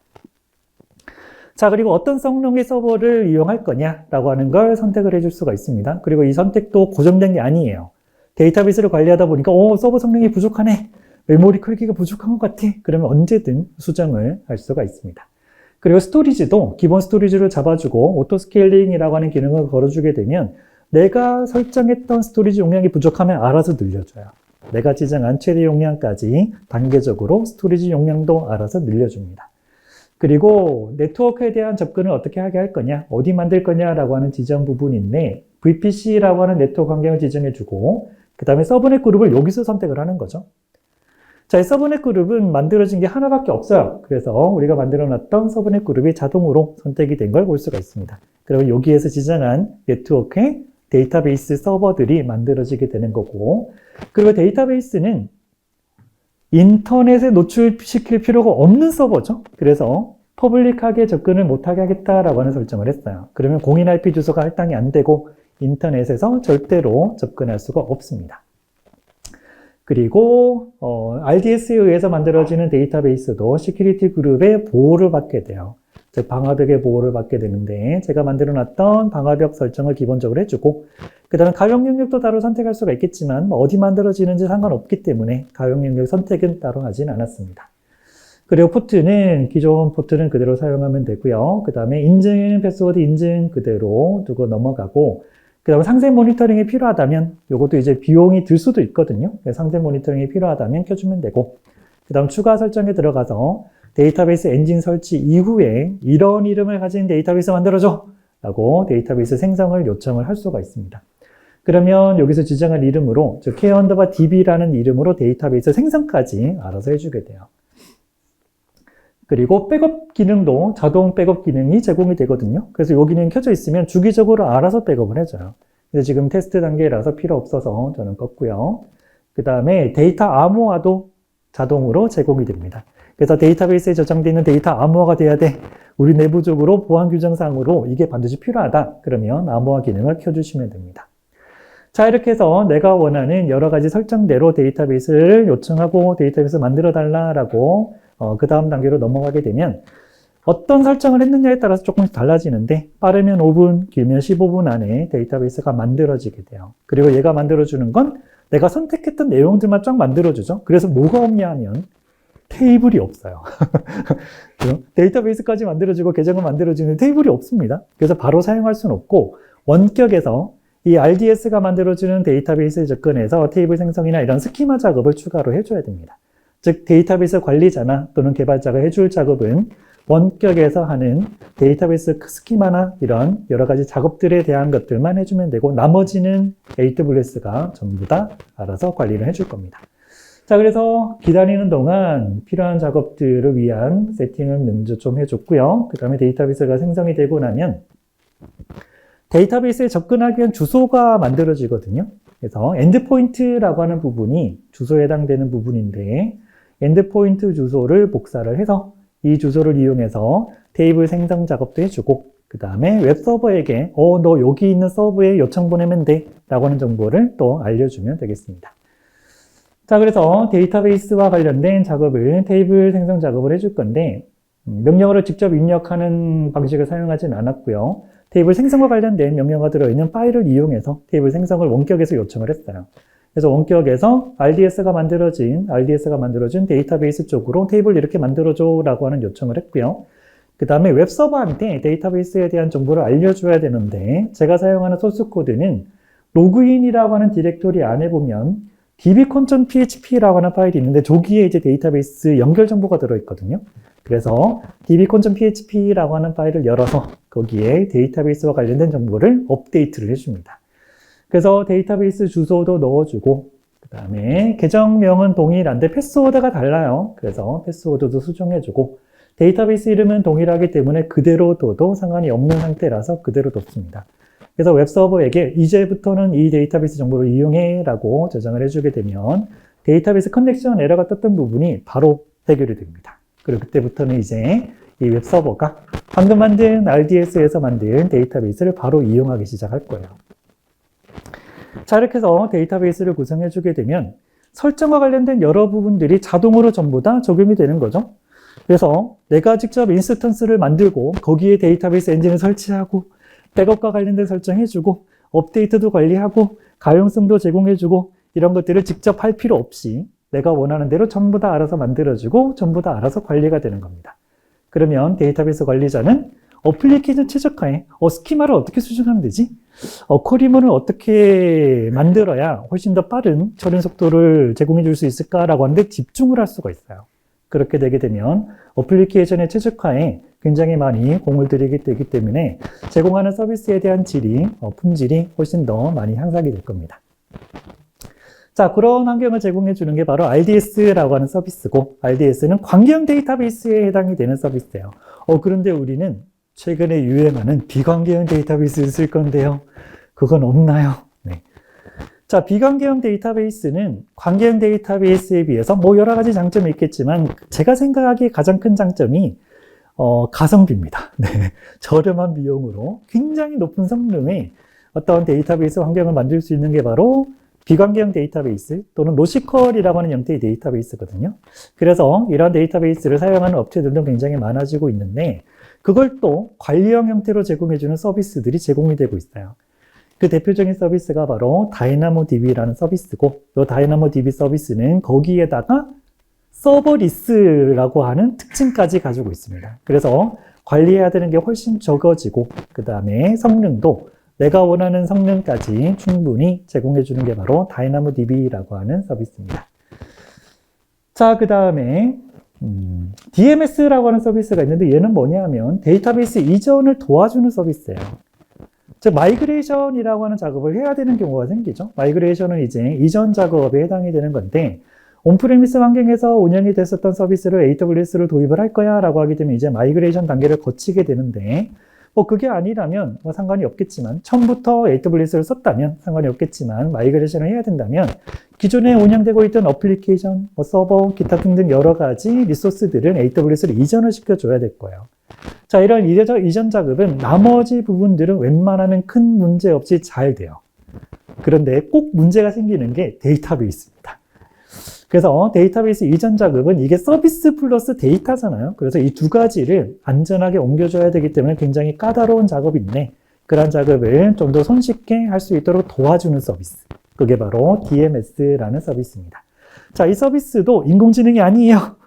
완벽하지는 않습니다. 그래서 관리자의 반복적인 그런 작업, 어떤 오래 걸리는 작업들을 짧게 할 수 있도록 도와주는 서비스다 라고 생각을 해야 되고, 이 서비스를 이용하더라도 데이터베이스 관리자는 추후에 제대로 작업이 됐는지를 추후 작업을 통해서 뭔가 테스트도 해보고 잘 안 됐던 부분을 보완해주고 하는 그런 작업들이 필요로 하게 되는 서비스라고 보시면 될 것 같아요. 자, 그래서 이런 데이터베이스 서비스들도 AWS가 제공을 해주고 있고, 이런 서비스를 이용하게 되면 직접 만들어야 되는, 직접 세팅해야 되는 부분들이 굉장히 많이 줄어들고, 그리고 직접 관리해야 되는 부분들도 많이 줄어들기 때문에 운영에 대한 부담도 줄여지고, 그 다음에 시간적인 부분도 많이 절약이 될 거고, 이런 것들을 다른 부분에 투자함으로 해서 우리가 운영하는 서비스에 대한 그러한 경쟁력이나 또는 서비스 품질이나 이런 것들을 높여줄 수 있는 여력을 만들어주는 게 바로 데이터베이스와 관련된 서비스들이라고 보시면 되겠습니다.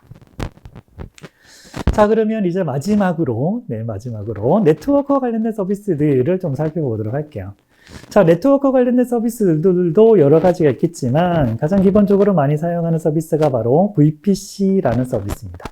처음 우리가 인스턴스라고 부르는 서버를 만들었었는데, 그 서버를 만들 때는 VPC라고 하는 서비스에서 만들어주는 네트워크가 반드시 있어야 돼요. 네트워크가 없는 상태에서 서버가 만들어지진 않거든요. 그래서 VPC라는 서비스를 이용해서 네트워크를 만들고 내가 원하는 형태로 트래픽을 제어하는 환경을 만들 수가 있고요. 라우트 543이라는 서비스는 DNS 서비스를 AWS에서 제공해주고 있는데, 그 서비스 이름이 바로 라우트 543이라는 서비스입니다. 그리고 다이렉트 커넥트는 사설망이에요. 인터넷과 완벽하게 격리되어 있는, 우리만 사용하는 그러한 물리적인 사설망을 제공해주는 게 바로 다이렉트 커넥트라는 서비스고, 그 다음에 클라우드 프론트는 CDN 서비스를 AWS에서 글로벌하게 제공해주는 게 바로 클라우드 프론트라고 보시면 되겠습니다. 자, 우선 VPC는 네트워크가 필요할 때 바로 사용할 수 있는 서비스, 네트워크를 만들고 내가 원하는 형태로 트래픽을 제어할 수 있는 여러 가지 기능들을 제공해주고 있습니다. 그래서 트래픽 제어뿐만 아니라 내가 원하는 형태의 네트워크를 디자인하고 그런 형태의 네트워크를 빠른 속도로 만들 수 있도록 해주는 게 바로 VPC라는 서비스예요. 그래서 이름에서 볼 수 있듯이 가상의 사설 네트워크를 제공해주는 게 바로 VPC다라고 보시면 되겠습니다. 자, VPC는 따로 안 만들어도 기본 VPC라고 하는 게 만들어져 있어서 이걸 사용할 수도 있거든요. 나 인스턴스 만들고 싶은데, 가상의 서버 만들고 싶은데 네트워크 먼저 만들어야 돼?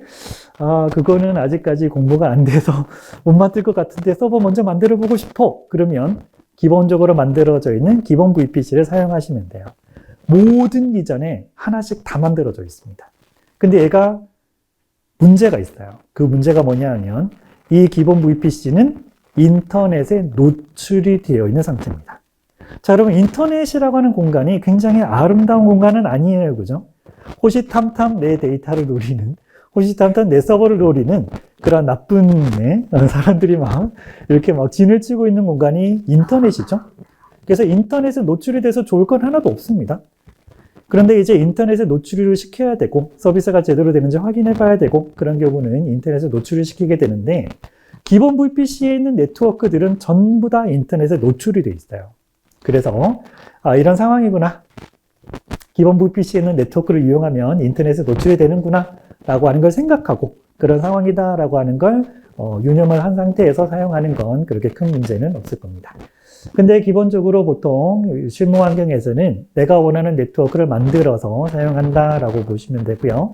그런 네트워크는 우선 디자인이 먼저 돼야 될 거예요. 어떤 리전을 만들 거냐, 네트워크는 어떻게 구성할 거냐, 트래픽은 어떻게 제어를 할 거냐, 인터넷과의 연결은 또 어떻게 시킬 거냐, 네트워크 주소는 어떻게 사용할 거냐라고 하는 걸 네트워크 엔지니어나 또는 인프라를 디자인하는 디자이너가 미리 전부 다 디자인을 해놓는 거죠. 그렇게 디자인이 된 상태에서 이제 VPC 서비스에 들어가서 클릭으로 바로 만들면 몇 분 만에 내가 원하는 네트워크가 만들어질 겁니다. 자, 여기 있는 퍼블릭 서브넷이라고 하는 거 왼쪽에 보면 퍼블릭 서브넷이라고 되어 있는데, 퍼블릭 서브넷은 인터넷에 노출되는 네트워크예요. 그래서 퍼블릭 서브넷이라고 하는 형태로 만들면 저기에 만들어지는 서버는 인터넷에서 먼저 접근할 수 있는 형태로 만들어진다는 거죠. 그래서 웹서버라든지 기타 등등 인터넷에서 접근하는 우리 고객이 접근해야 되는 서버다. 그러면 퍼블릭 서버에서 만들어서 저기 배치해주면 되고, 그거 아니에요. 여기는 인터넷 노출되면 안 됩니다. 대표적으로 뭐 데이터베이스나 이런 서버들이라면 프라이빗 서브넷, 즉 인터넷에 노출이 안 되는 그런 프라이빗 서브넷이라고 하는 걸 만들어서 거기에 배치를 해주면 되겠죠. 그래서 이걸 어떻게 만들 건지를 우선 디자인을 하는 거죠. 이렇게 만들면 돼 라고 디자인을 하고 나서 그 다음에 VPC 대시보드에 들어가서 내가 원하는 형태의 네트워크를 클릭으로 만들어주면 됩니다. 자, 리전이 다시 버지니아 리전으로 바뀌었네요. 그래서 서울 리전으로 변경을 했고요. 그 다음에 네트워크를 구성을 하기 위해서 VPC라고 하는 서비스로 접근을 합니다. 그래서 검색창에 서비스 이름인 VPC를 입력하고요. 그 다음에 해당 서비스의 대시보드로 들어가서 바로 주황색으로 라운치 VPC라고 하는 버튼이 보이네요. 저걸 클릭해서 이런 네트워크 만들어줘 라고 하는 요청을 할 거예요. 자, Create VPC라고 하는 창이 보입니다. 그리고 밑에 봤더니 VPC 이름을 뭐로 할 거냐? 이름 입력해 주래요. 그래서 서비스라고 이름을 입력했고요. 그러면 서비스 대시 VPC라는 이름으로 VPC가 만들어질 거예요. 그리고 거기에 사용할 네트워크 주소는 이거다 라고 지정해 주고, 그 다음에 가용 영역은 몇 개 쓸 건지, 저는 가용 영역을 2개를 선택을 했어요. 2개 가용 영역 쓰겠다. 그리고 가용 영역은 몇 번째 가용 영역을 쓸 건지를 여기서 따로 지정을 해줄 수가 있다는 거죠. 그리고 나서 퍼블릭 서브넷, 인터넷에서 접속이 가능한 퍼블릭 서브넷은 몇 개를 만들 건지, 인터넷에서 접근이 안 되는 프라이빗 서브넷은 몇 개를 만들 건지를 여기서 선택을 해줍니다. 그리고 추가로 각각의 서브넷의 네트워크 주소도 수정할 수가 있어요. 그렇게 하게 되면 내가 지정한 네트워크 주소를 이용하는 VPC와 서브넷이 만들어지고, 프라이빗 서브넷 같은 경우는 인터넷 통신이 기본적으로 안 되는데 되게 하고 싶으면 보통 NAT 기능을 이용하죠. 그래서 NAT가 필요하다면 NAT 서버를 몇 개 만들 건지도 여기서 지정을 해주면 NAT 기능까지 올라가 있는 프라이빗 서브넷이 만들어지게 됩니다. 자, 내가 설정한 내용들이 오른쪽에 그림으로 대략적으로 이렇게 표시가 돼요. 서브넷이 몇 개가 만들어지고, 라우팅 테이블이 어떻게 되고, 네트워크 구성이 어떻게 되고 라고 하는 그림을 대략적으로 살펴보고 이대로 만들어지면 되겠다 라고 판단이 되면 Create VPC라는 버튼을 클릭해서 이렇게 만들어줘 라고 바로 요청을 하면 됩니다. 그러면 한 2분 정도? 한 1, 2분 정도면 내가 원하는 형태의 네트워크가 바로 만들어져요. 그리고 1, 2분 정도 시간이 걸리는 이유는 NAT를 만들 때 시간이 좀 걸려서 그렇거든요. 나머지는 굉장히 빠른 속도로 만들어지는데, 여기 NAT 게이트웨이라고 하는 주 장비가 만들어지는 게 1분 30초에서 한 2분 정도 시간이 걸립니다. 그래서 동영상은 잘랐어요. 그래서 다 만들어지고 나면 VPC 상태 확인해보고 내가 원하는 대로 잘 만들어졌는지 확인해보고 문제가 있으면 각각의 부분을 따로따로 또 수정을 할 수도 있습니다. 자, 서비스 VPC라고 하는 VPC가 만들어졌습니다. 그래서 목록에 확인해보면 이름이 없는 게 바로 디폴트 VPC예요. 디폴트 VPC와 내가 만든 VPC 2개가 있는 게 보이고요. 그 다음에 내가 만든 VPC의 서브넷은 어떻게 만들어져 있냐?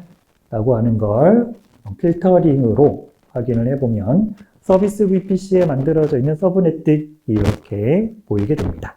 그래서 서브넷 이름이 자동으로 들어갔는데 거기 보면 프라이빗이냐 퍼블릭이냐 라고 하는 이름이 알아서 들어가 있는 게 보이게 됩니다.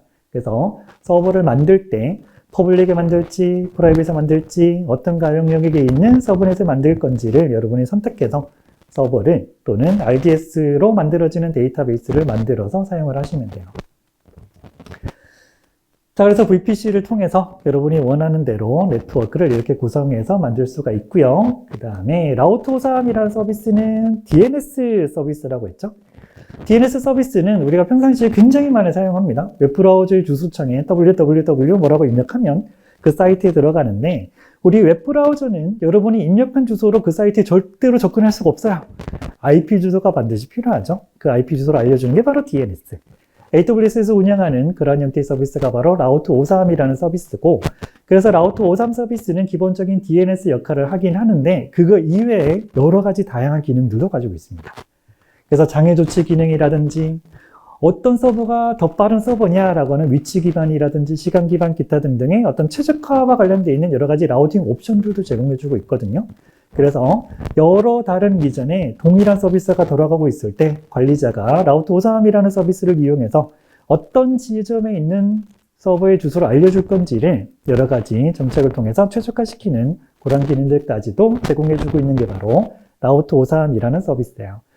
그래서 고객이 도메인 네임에 해당되는 주소를 입력하게 되면 그 주소가 그 고객이 사용하는 로컬의 DNS 서버한테 갈 거고 그 로컬에 있는 DNS 서버는 라우트 53 쪽으로 요청을 보내고 그걸 받아와서 웹브라우저나 다른 어플리케이션에게 해당 주소를 알려주게 될 겁니다.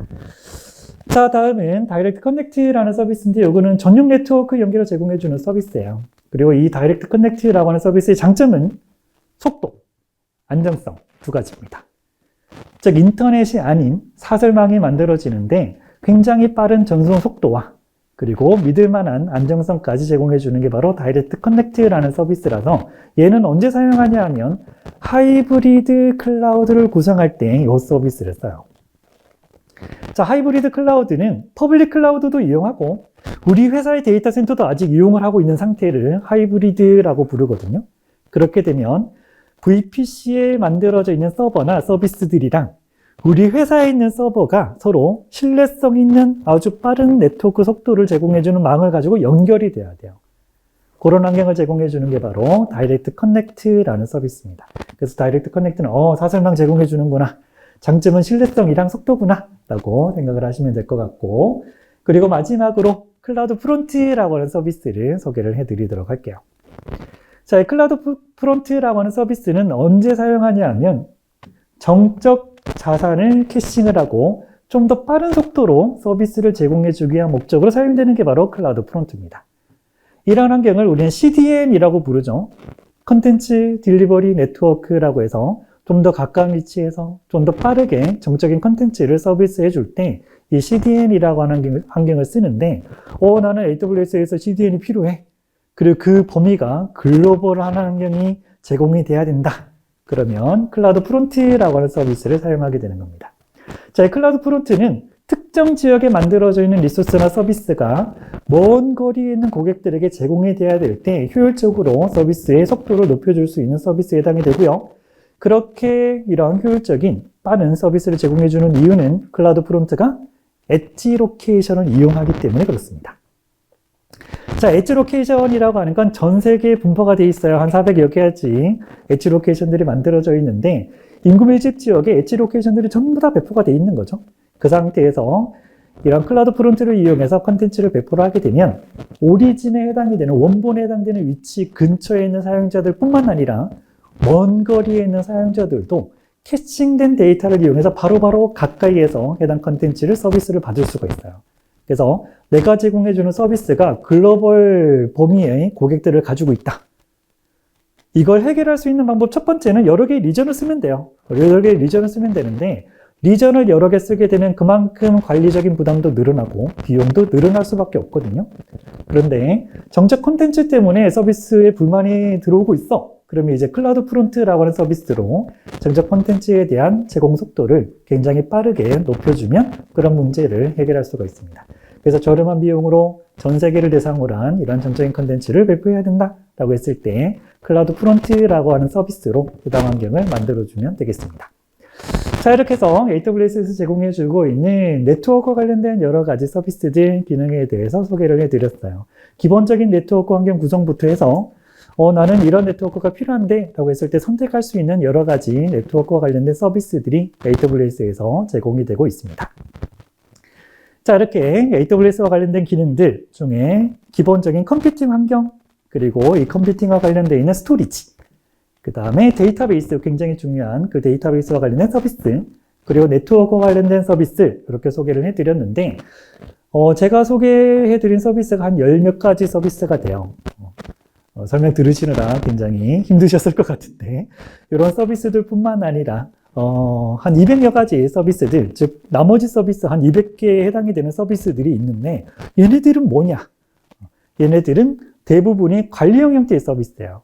그리고 이런 관리형 형태의 서비스를 이용하게 되면 요즘 많이 구현하는 AI 환경이라든지 머신러닝이라든지 또는 빅데이터 분석이라든지 IoT 환경이라든지 이런 환경들을 굉장히 빠른 속도로 손쉽게 구현을 하고 우리 회사에서 원하는 여러 가지 기능들을 AWS 이런 서비스들의 도움을 받아서 빠르게 구현하고 손쉽게 사용할 수가 있을 겁니다. 그리고 비용은 사용한 만큼만 비용을 지급을 하면 되겠죠. 그래서 어떤 기술적인 장벽을 허물어주고 우리가 어렵게 생각하는 그러한 기능들을 쉽게 구현을 해서 바로바로 쓸 수 있도록 제공해 주는 게 바로 AWS라고 하는 서비스에서 제공해 주는 여러 가지 하위 서비스들 기능이라고 보시면 되겠습니다. 자, 이렇게 해서 AWS와 관련된 여러 가지 기능들에 대해서 좀 설명을 드렸는데 시간이 그렇게 넉넉하지 않아서 제가 좀 빠른 속도로 소개를 해드렸어요. 대신에 이제 제가 보여드렸던 이런 데모 동영상 같은 경우는 따로 제가 사이트를 만들어서 올려놨으니까 그런 부분에 대한 궁금증이 있으신 분은 따로 동영상을 통해서 확인을 해보시면 될 것 같습니다. 네. 자, 그러면 추가로 추가로 Q&A 시간을 좀 가져볼 건데 현장에서 질문을 받는 것보다는 사전 질문을 통해서 대답해 드리는 게 나을 것 같아서 사전에 질문을 몇 가지 좀 받았어요. 그래서 그 질문에 대해서 좀 대답을 해드리면 우선 첫 번째, 컴퓨터 쪽에 관심이 없는 사람들이나 클라우드에 대한 지식이 해서 잘 모르는 사람들을 위해서 현실 세상에서, 일상에서 접하게 되는 클라우드는 뭐가 있을까요? 라고 하는 질문입니다. 자, 우선 클라우드는 IT와 관련된 분야에서는 전부 다 적용이 되어 있다라고 보시면 돼요. 그런데 우리가 실상에서는 느낄 수 있는 게 그렇게 많지가 않습니다. 근데 요즘 제가 느끼는 거는 뭐가 있냐면 마트나 백화점이나 이런 데 갔을 때 안내 멘트가 나오잖아요. 그 안내 멘트의 목소리가 굉장히 익숙해요. 왜냐하면 AWS 서비스에 보면 폴리라는 서비스가 있습니다. 폴리라는 서비스가 있는데 이 서비스가 텍스트를 음성으로 변환시켜주는 서비스예요. 그 기능을 우리가 안 만들어도 돼요. 그냥 텍스트 입력하면 알아서 음성으로 변환시켜줍니다. 거기에 이제 한글로 변환시켜주는 음성이 있는데 그게 요즘 계속 들려요. 제가 테스트 해본다고 그 음성이 굉장히 익숙하거든요. 그래서 마트나 백화점이나 이런 데 가보면 안내 멘트가 나오는데 이거 내가 평상시에 들었던 음성인데? 라는 이런 느낌이 오는 거죠. 그래서 평상시에 우리가 일상생활로 느낄 수 있는 건 그 정도 수준이지만 느낄 수 없는 환경에서 여러 가지 서비스에서 AWS를 실제로 사용하고 있습니다. 넷플릭스와 같은 이런 VOD 서비스나 또는 삼성이나 LG나 현대와 같은 이런 대기업에서도 여러 가지 목적으로 AWS 서비스를 이용하고 있고요. 그다음 삼성 같은 경우는 휴대폰에서 제공이 되는 빅스비 서비스, 그 빅스비 서비스도 AWS에 있는 리소스로 활용해서 구현이 되고 있어요. 그래서 현실 세계, 현실 환경에서 AWS가 여러분의 현실에 굉장히 깊숙하게 관여를 하고 있다라고 보시면 되고, 그리고 웹 기반의 그런 게임 서비스들, 게임 산업 같은 경우도 AWS 서비스를 현재 굉장히 많이 사용하고 있고, 에어비앤비나 중고나라라든지 마켓컬리, 배달의 민족, 기타 등등 우리가 평상시에 사용하는 이런 서비스들이 AWS라고 하는 서비스 환경에서 서비스가 구현이 되고 있습니다. 자, 그 다음은 여러 개의 질문을 한 곳에 모아놨는데 좀 공통적인 질문인 것 같아서 한 곳에 좀 모아놨습니다. 그래서 보면 기본 지식이 어느 정도 필요한가요? AWS를 사용하려면? AWS 교육에 참여하려면 어떤 자격이 필요한가요? 비전공자인데 이게 많이 어려울까요? 제가 전공은 다른 걸 했는데 컴퓨터 쪽에 시작하는 게 맞는지 모르겠습니다. 잘 할 수 있을지 모르겠습니다. 라고 하는 얘기가 나와 있습니다. 자, 컴퓨터와 관련되어 있지 않은 전공을 하셨거나 또는 비전공자이거나 또는 실무 경험이 없으신 분은 아마 제가 설명한 내용들이 굉장히 어렵게 느껴졌을 거예요. 그 이유가 뭐냐 하면 클라우드 컴퓨팅은 기존의 온프레미스 환경에서 사용했었던 거 위에 얹어지는 새로운 기술일 뿐이라서 그래요. 즉, 클라우드 컴퓨팅을 이용하려면 퍼블릭 클라우드든 프라이빗 클라우드든 클라우드 컴퓨팅을 이용하려면 온프레미스 환경에서 사용했었던 기본 네트워크 지식이 있어야 됩니다. 온프레미스 환경에서 관리했었던 서버에 대한 지식이 있어야 돼요. 그리고 기본적으로 많이 사용하는 서비스가 어떻게 동작하는지에 대한 지식도 반드시 필요합니다. 물론 네트워크라고 해서 스위치 어떻게 설정해야 돼요? VLAN 어떻게 만들어야 되지? 라우터 설정을 어떻게 해야 되지? 그런 것까지는 필요 없어요. 그냥 기본적인 네트워크 지식 정도만 있으면 네트워크는 충분하고 대신에 서버 같은 경우는 서버나 서비스 같은 경우는 어느 정도의 깊은 지식을 요구를 하기도 합니다. 좀 전에 보여드렸듯이 서버 관리하고 싶어요. 그러면 원격으로 들어가서 명령어 입력해서 직접 관리를 해야 됩니다. 서비스를 제어하고 싶은데요. 그러면 그 서비스와 관련된 여러 가지 지식들이 있어야 된다는 얘기죠. 그래서 비전공자든 전공자든 그런 기준에 해당이 된다라고 보는 것보다는 기존의 IT와 관련된 네트워크, 서버, 서비스에 대한 지식을 어느 정도 가지고 있냐가 그 기준이라고 보시면 될 것 같아요. 그래서 제가 설명드린 서비스에 대해서 이런 기능이 있습니다. 이렇게 제공이 됩니다. 라고 설명을 드렸는데, 그 이전에, 이런 건 알고 계시겠지, 이런 건 알고 계시겠지, 이런 지식은 있겠지라고 생각하고 하는 설명들이기 때문에, 제가 했던 설명들이 정말 너무 어렵게 느껴진다라고 한다면, 네트워크나 서버나 서비스에 대한 추가적인 공부가 필요하겠구나 라고 생각을 하시면 돼요. 그리고 그런 지식들이 가지고 있다면 내가 전공을 안 했더라도 내가 기존에 그런 부분에 대한 어떤 업무 경험이 없더라도 AWS라든지 다른 클라우드와 관련된 교육을 충분히 받으실 수가 있을 거고, 그것과 관련된 분야에서 활동하시는데도 큰 어려움이 없지 않나 라는 생각을 합니다. 자, 그 다음은 클라우드와 관련돼서 어떤 직업들이 있나요? 클라우드와 관련된 새로운 직업은 제가 생각하기엔 없습니다. 새로운 직업은 없고, 이 클라우드라고 하는 게 기존에 사용하던 IT 환경에서 좀 더 편하게 뭔가 제공이 되는 추가적인 서비스다 보니 IT와 관련된 모든 분야의 클라우드가 적용이 되기 시작한 거예요. 그래서 개발자라면 기존의 온프레미스 환경에서 개발하는 게 클라우드 환경으로 변경이 됐네? 그럼 클라우드 기반의 개발자가 되는 거고, 운영자라면 하드웨어만 다뤘다가 클라우드 도입하게 됐구나. 그럼 이제 클라우드와 관련된 그러한 운영자로 이제 바뀌게 되는 거죠. 그래서 저 같은 경우도 이제 강의를 하는데, 기존에 온프레미스와 관련된 네트워크 서버 보안 이런 강의하다가 클라우드? 그리고 이제 클라우드 강사가 되는 거죠. 그래서 IT와 관련된 어떤 분야든 클라우드라고 하는 게 접목이 돼서 좀 더 어떤 활동 영역이 확장이 됐다라고 보시면 될 것 같아요. 자, 그 다음에 클라우드 도입 시 뭘 고려를 해야 되나요? 고려할 건 굉장히 많습니다. 우선 첫 번째, 도입을 할 건지 말 건지. 정말 중요합니다. 자, 우리가 서비스를 하고 있는데, 트래픽의 증가폭도 그렇게 안 커요. 처리해야 되는 로드에 대한 증감의 폭도 그렇게 크지 않습니다. 장애 생기면 하루 안에 보고하면 끝나요. 고객들이 그렇게 민감한 것도 아니고, 그러면 굳이 클라우드로 도입을 안 해도 큰 문제가 없어요. 근데 그게 아니라 고객들이 많아지기 시작하고 장애에 민감해지기 시작하고 배포 속도가 점점 빨라져야 되고, 그러면 이제 클라우드라고 하는 환경이 거기에 투입이 될 필요성이 생기는 거죠. 그래서 가장 먼저 고려를 해야 되는 게 클라우드가 필요하냐 필요 없냐라고 하는 걸 가장 먼저 고려를 해야 돼요. 그리고 필요하다라고 판단이 됐다면 어떻게 옮기지? 클라우드 쪽으로 이제 서비스를 옮길 때 여러 가지 전략들이 있거든요. 가장 간단한 전략이 리프트 앤 시프트라고 해서 기존에 쓰던 거 그대로 들어다 옮기는 거예요. 구조 그대로. 근데 이렇게 옮기게 되면 어떤 클라우드에서 제공해주는 이런 장점들을 다 활용할 수 있는 상태가 아니거든요. 그래서 비용도 오히려 많이 나올 수도 있고 클라우드 장점이 살아나지 않는데, 그래서 보통은 이렇게 옮기기 전에 클라우드 환경이 어떤 환경인지, 어떤 기능을 가지고 있는지, 인프라는 어떻게 디자인을 해야 되는지, 모범 사례는 어떤 게 있는지를 먼저 학습을 해요.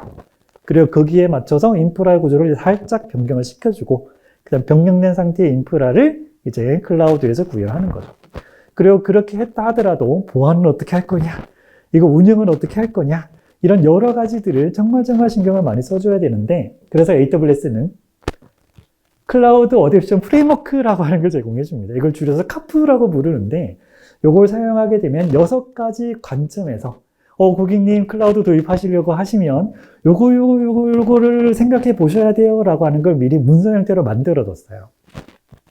그래서 클라우드 어댑션 프레임워크라고 하는 걸 사용을 하게 되면 운영적인 면에서 비즈니스 운영과 관련된 거, 인력 관리는 어떻게 해야 되냐, 그 다음 플랫폼은 어떻게 디자인을 해야 되고, 보안과 관련된 부분 운영은 어떻게 해야지 효율적이냐 라고 하는 걸, 이런 걸 고려를 해봐야 된다라고 하는 걸 문서 형태로 참고 자료로 확인해 볼 수가 있습니다. 그래서 클라우드 도입 시 고려해야 되는 사항 정말 많습니다. 네. 그리고 도입이 끝났다고 해서 끝이 아니에요. 그 다음부터 또다시 시작이에요. 이걸 어떻게 효율적으로 만들지? 비용을 어떻게 더 줄일 수가 있는 방법은 없을까라고 하는 걸 계속해서 고민을 해서 운영한다라고 보시면 되겠습니다. 자, 그 다음에 AWS가 보안하고 연관이 되어 있나요? 당연히 연관이 되어 있겠죠. 왜냐하면 AWS에 만들어지는 리소스에 굉장히 민감한 어떤 데이터가 올라가기도 하고, 어떤 자료들이 올라가고, 서비스 환경 같은 경우도 보안에 문제가 생기게 되면 우리 고객들이 피해를 볼 수가 있기 때문에 보안이 굉장히 중요합니다. 그래서 AWS는 성능도 중요하고 편리성도 중요하지만 보안이 첫 번째다라고 항상 생각하고 운영을 하고 있어요. 그래서 AWS 서비스를 이용해 보면 내가 원하는 수준까지 보안성을 높이기 위한 여러 가지 기능들, 서비스들이 정말 많이 만들어져 있구나 라고 하는 걸 느낄 수가 있을 겁니다. 자, 이렇게 해서 사전에 받은 질문들에 대한 대답을 해드렸는데 대답이 만족스러운지는 잘 모르겠습니다. 그리고 시간이 넉넉하다면 현장에서 질문을 받고 싶기도 하지만 그럴 만한 시간은 없을 것 같아요. 그리고 정말 마지막으로 제가 보여드렸던 그 데모 동영상, 여기 주소에 들어가시면 다운받거나 바로 열어서 보실 수가 있거든요. 그래서 video.applaycrew.com이라고 하는 주소고, 저기 들어가시면 타이틀이 이렇게 퍼스트, 세컨드, 서드 이렇게 돼 있는데 밑에 보면 저게 파란색으로 돼 있는 링크가 있죠. 저기 클릭하시면 제가 보여드렸던 데모 동영상을 보실 수가 있어요. 그리고 두 번째, 세 번째, 네 번째 같은 경우는 제가 보여드렸던 내용은 아니거든요. 그래서 두 번째는 로드 밸런서 만드는 거, 그 다음에 세 번째는 시작 템플릿이라고 하는 걸 만드는 거, 네 번째는 그 오토 스케일링 설정하고 그 다음에 로드 테스트하는 그 동영상을 제가 따로 분리를 해서 두 번째, 세 번째, 네 번째 동영상을 만들어 뒀습니다. 그리고 이 사이트는 아마 당분간은 없어지지도 않을 것 같긴 한데 혹시 모르니까 네. 이 세션이 끝나고 오늘이 끝나고 나서 최대한 빨리 여기 있는 자료 필요하신 분은 다운받아서 여러분이 가지고 있으시면 될 것 같습니다. 네. 자, 이렇게 해서 첫 번째 세션 AWS로 다가가는 첫 걸음인데 한 걸음은 아닌 것 같아요. 그죠? 한 두세 걸음 정도 다가가 보긴 했는데 많이 어렵게 느껴지실 수도 있겠지만 IT와 관련된 기본적인 지식을 가지고 있다면 이러한 기능들을 학습하고 사용하는 데는 큰 어려움은 없지 않나 라는 생각을 합니다. 지금까지 제 강연을 들어주셔서 정말 감사합니다. 네.